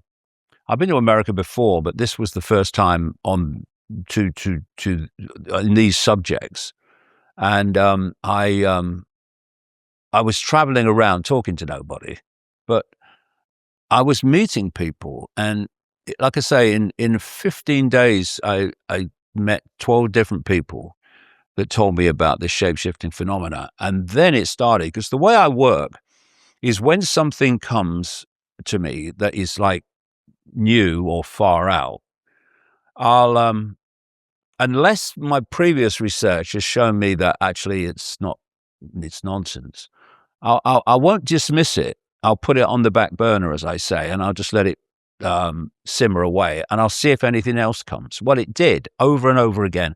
I've talked to so many people over the years who've had this shape-shifting experience. And again, you come back to normal perception, and that's impossible. You can't go from a physical human to a physical non-human. And no one agrees with that more than me. You can't. But the point is, it's not physical. So if I'm looking at you, because these entities, they seem to have a dual information field, hybrids. They have a human field and they have a non-human field. And absolutely, for obvious reasons, within our reality, it's the human field that is presented at the world. So if you're a hybrid and you've got a non-human field, when I look at you, I am decoding your human field. If you are, as I am, a field of information, and I am decoding that field like Wi-Fi in a computer into a visual and apparently physical, but really holographic reality. And if that non-human field stays in the background, then that's what I see. But there are times, certainly this has been explained to me so many times, in the rituals, in the satanic rituals, where they go freaking crazy in some of them, then there is this shift. And it's been explained to me, not least by people who've experienced it, how they've seen people, including members of the British royal family, by the way, shift from a human into a non-human form, like a reptilian form, in the ritual, especially when all the blood and gore is going on. It's like that generates this shift, and also when people are in a high emotional state, there can be a shift. I'll tell you a story that was told to me by it was in Canada, actually. Where was I speaking? Vancouver. And I did this talk, and I was introduced the whole reptilian stuff, and the guy who organized it said, I want you to talk to this lady afterwards, because she's got an interesting story. And she was like a businesswoman, a power dressing businesswoman who, ran a company and everything. And she told me of a story where she had this boyfriend. And she said he was nice enough, but he had a dark side, and he knew he had a dark side. She said, and what happened was, they came into the bedroom one night to have sex, and she said, your book, The Biggest Secret, which came out in 1997, was on the shelf next to the bed, and he saw it, and he went ape shit, basically. About how ridiculous it was that she was reading crap like that, right? So anyway, they start having sex, and she's telling me this story, and she's shaking actually visibly shaking while she's telling me the story. And she said she had she put her hand on his back, his lower back, while he's kind of on top of her, like. And she said, I felt my hand push away. She said, I looked over his shoulder. He said, and he sprouted a freaking tail, right? So she screamed, threw him off the bed, and he's a reptilian now, but then it quickly just reverted to human, and she threw him out of the house. And stories like that have been told to me all over the world. And what they're doing is when the non-human field becomes the dominant one, you start reading that, you start decoding that. So to the observer, someone has gone from a solid human body to a solid non-human body. That's not what's happened. It's all going on in the decoding systems of the observer. And thus, you're not shifting from solid to solid, you're shifting from energetic field to energetic field, which we are decoding into the appearance of a solid field becoming a solid field. Have you ever met someone who you suspected to be non-human? Oh, a few times. Yeah. Really? Yeah, a few times. It's it's just my view. I think there are the major players in this global cult. I say they're hybrids. The royal families, I say, are hybrids. And you know, when they talk about royalty interbreeding with itself and aristocracy interbreeding with itself, why is it that royal bloodlines have always been perceived as special?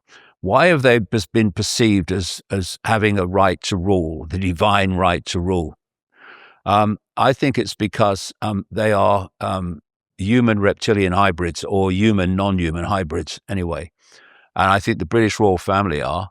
I've talked to enough people who've had interactions with them to convince me that's absolutely the case. The Dutch royal family, I mean, oh dear, don't start me.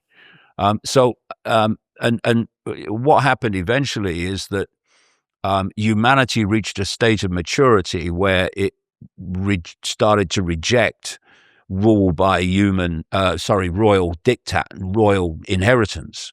And then they brought in politics. And politics is just another way for people to give their power away to the control system. You vote for this party, you vote for that party, you vote for that party, you vote for that party. And so the wheel of, or the eddy goes on going round.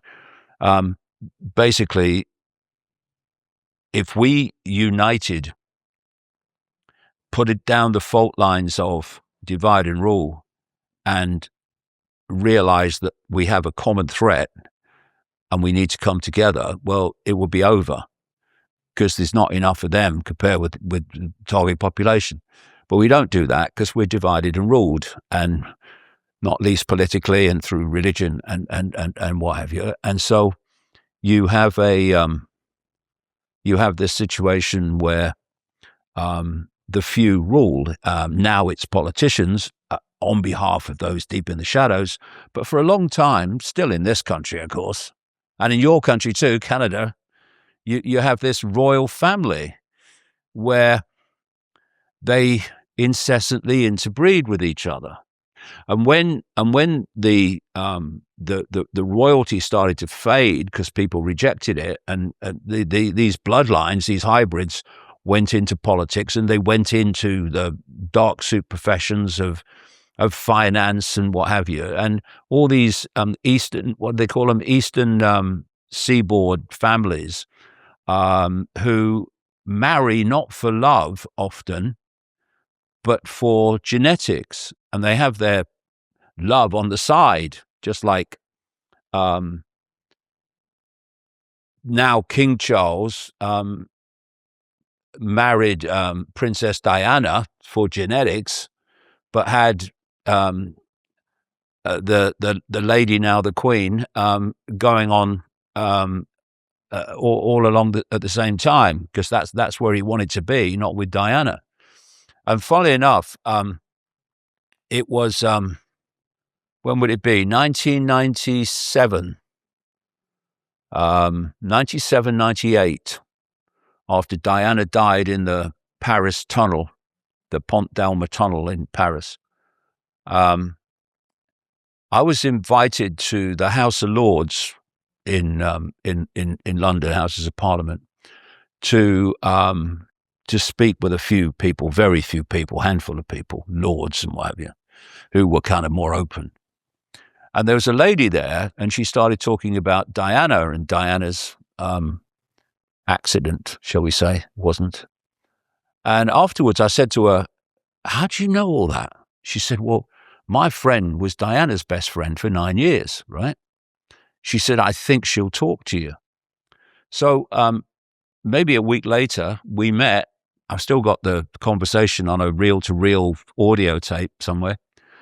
And by this time, I'd had that experience of the 15 days and the 12 people that told me in different parts of America about their shape-shifting experience. And anyway, and one of other things had happened as well, but I hadn't told her. I said nothing about, I'd not produced a book about it or anything at the time. I hadn't said a word to this lady. And she starts talking. She was her best friend for 9 years, or one of her best friends. And she was an alternative healer. She used to work at something called the Hope Clinic near Regent's Park in London. Diana used to go to her, right? And actually, she told me one thing, that what this lady called friendly people at MI5 used to leave messages at her clinic to be given to Diana when she came, because all very surreptitious. And one of the messages was that she was they were planning to kill her in a car accident. No way. Yeah, there was. Yep, absolutely. And her butler later, his name Burrell, his name was, then said that she told him the same, right? But I got it from this lady. So anyway, she's talking, and she told me about Jimmy Savile, the mega pedophile who was in the inner circle of the British royal family, and he was put in there, well known, by a guy called Lord Mountbatten, who was a known pedophile, a mentor to Prince Philip and Prince Charles. And Jimmy Savile, this is why he was allowed to do what he did all those decades, was a procurer of children for the rich and famous. And here he is in the bosom of the British royal family. Just extraordinary stuff. Anyway, she's chatting away and going on and stuff. And then she told me that the Diana used to call the British royal family the lizards and the reptiles. She used to say they're not human, right? And so I played the idiot, because I'd started coming across all this stuff. I played the idiot. I said, "What do you mean, reptiles? What are you talking about?" And she said, "The royal family are hybrids. They're part human, part reptilian, right?" And she told me the story, and she said it's interesting. She said even a lot of the people, a lot of the followers, even quite close to them, have no idea who they are, right? And I've come across other people, because what I'm doing all the time is trying to cross-reference what one person's told me to other people have told me. And I've come across people who've been at rituals with the royal family and how they've shapeshifted. And I quote in The Biggest Secret, how this lady, this 9-year friend of Diana, describes the royals, the Queen, and the Queen Mother, who was supposed to be the nation's grandmother. Oh, what a lovely lady! Oh God, she gave evil a bad name, that woman. She described what they look like in their shape-shifted state, in their reptilian state. And I've come across other people who've taken part in their rituals and described the same thing. How they watched the Queen in the Adrenochrome stage go absolutely freaking wild, start ripping at the flesh of the sacrifice. So, and again, at different parts of the world, I've talked to other people who've taken part in these rituals, and it's the same kind of story. And what they're doing in the rituals is interacting with this other dimensional force, this pantheon of gods, if you like, just as the ancients were. Do you think some of that's happening with what we're seeing in the Epstein files? And yeah, definitely. Is that an extension of that, or is that directly? Yeah, definitely. Reptilian behavior. The thing about the Epstein files, I used to, in my books, I wrote a book called The Perception Deception, which includes massive research very detailed research about the royal family and Jimmy Savile and all that stuff. And I described Savile as a gateway to the cesspit, in the sense that, this stuff, this Satanism and pedophilia, that's also about energy vampiring, that is the foundation. It's like the cement that holds this global cult together. But it's done in enormous secrecy for obvious reasons, and it's fiercely compartmentalized. So most people in the secret societies have no idea this is happening. But every now and again, there's examples that come to light that are kind of gateways to the cesspit. If you go deeper and through it, you enter the whole story. And Jimmy Savile was a very much a gateway to the cesspit. But the Epstein thing is too. People say that the Epstein network was the biggest pedophile network in the world. No, it wasn't. It was one aspect of the global web that actually has come to light, just like the Savile thing did.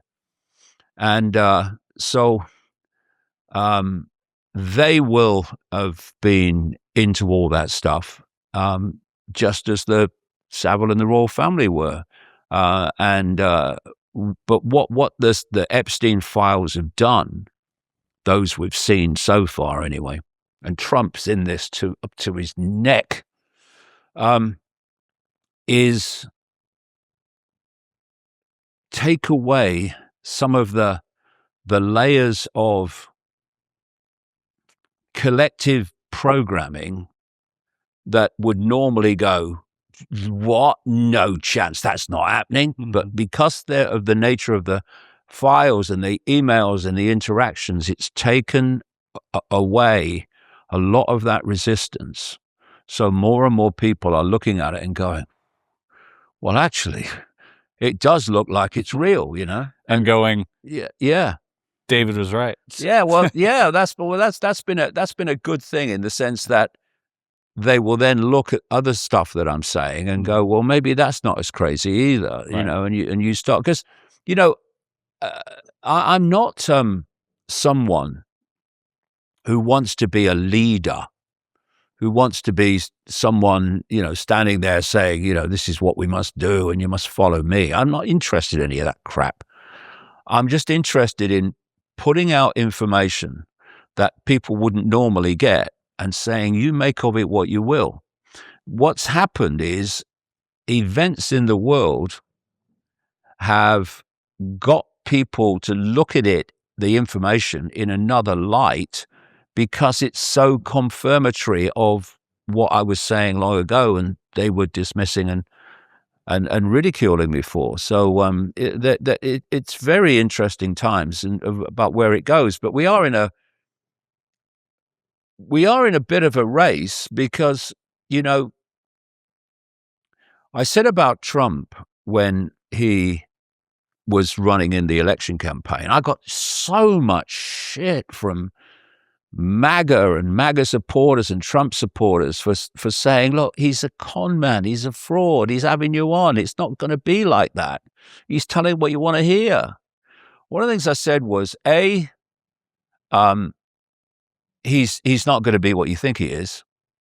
And two, while he's trashing the present system, he's going to be facilitating the rapid expansion of the AI digital control system. So what you have with Trump from the start is he's surrounded by the AI oligarchs, by Musk, by Peter Thiel, by Mark Andreessen, by David Sachs, by Sam Altman, by Larry Ellison, all these people. I mean, his vice president is pretty much friends with all of these people. people. Yeah. Well, I mean, Peter Thiel of Palantir has funded J.D. Vance's basically entire career. And you know, it was interesting when in the run-up to the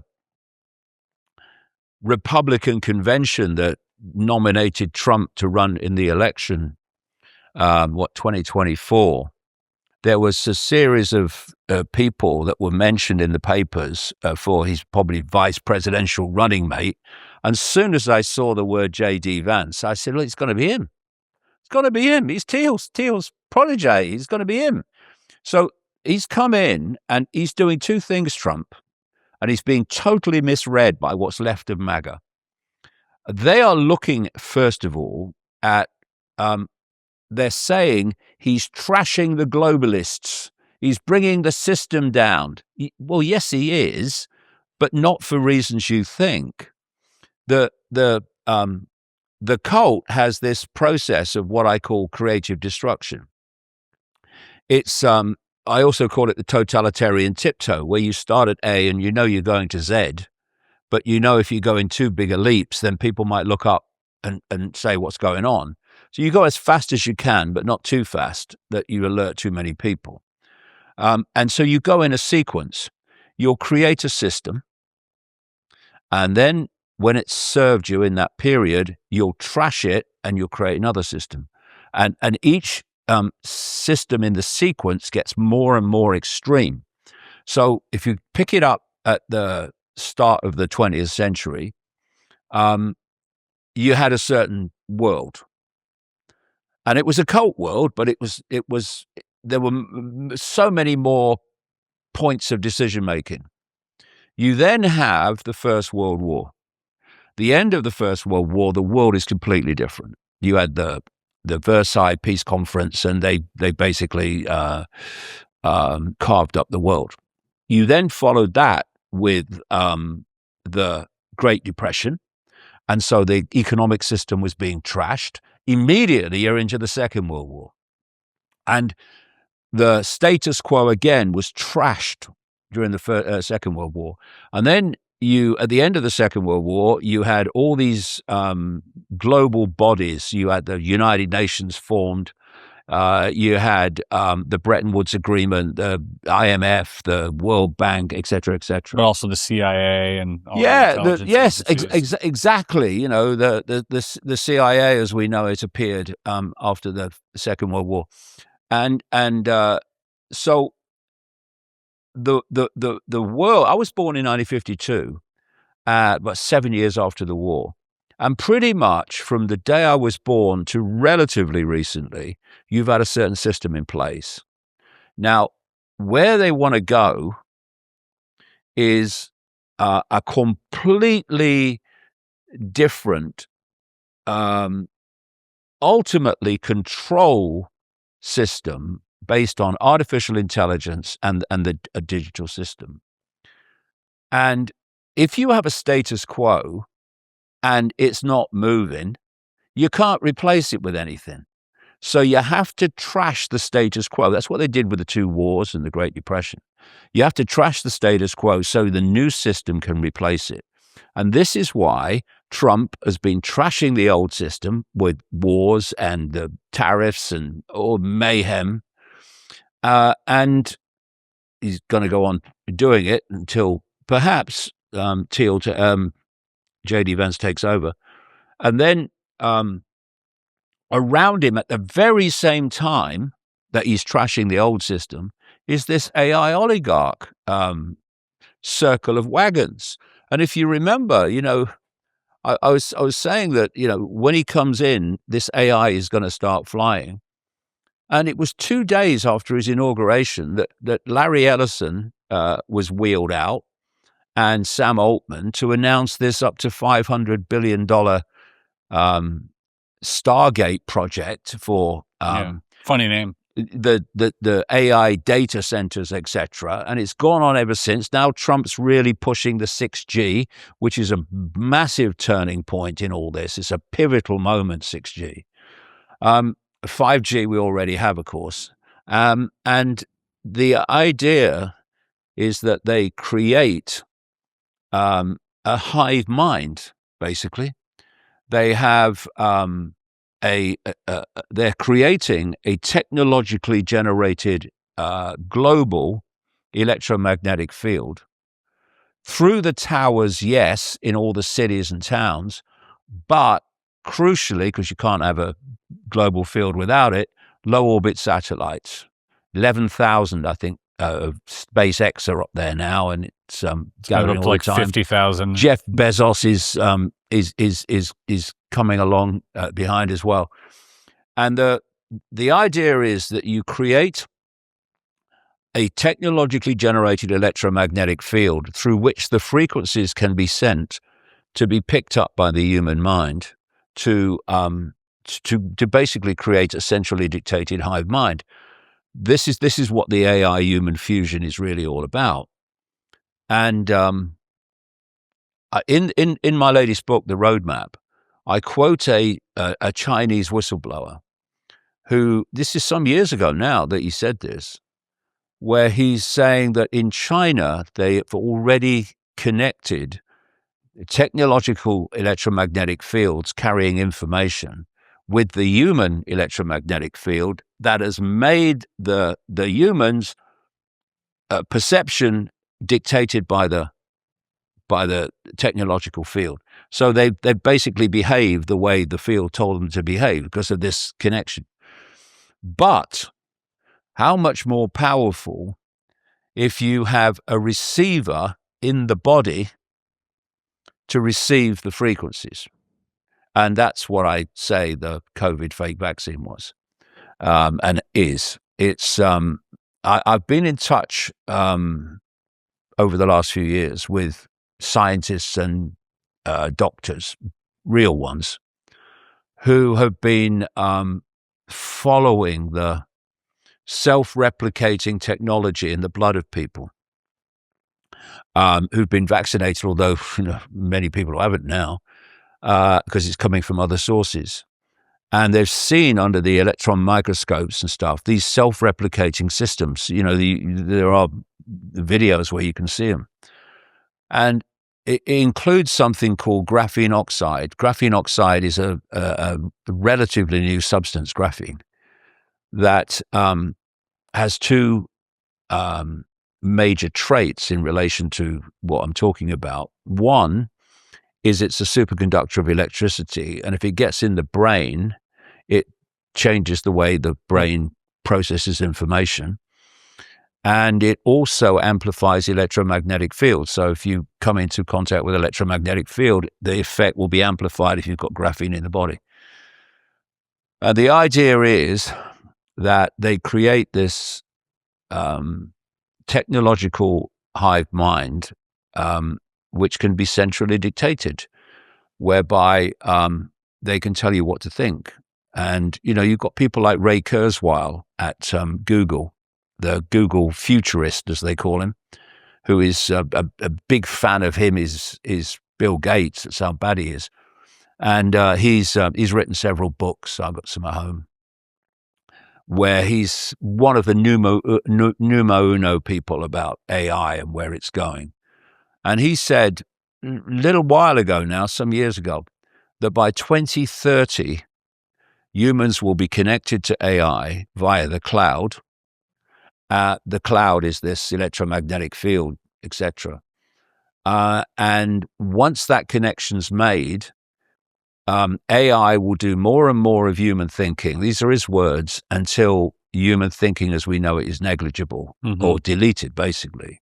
And that's where it's going. And that's why, if you look at it, there's so many diversions, because at the moment you've got the war in Iran, and you've had all these drama diversions of Trump. UFOs.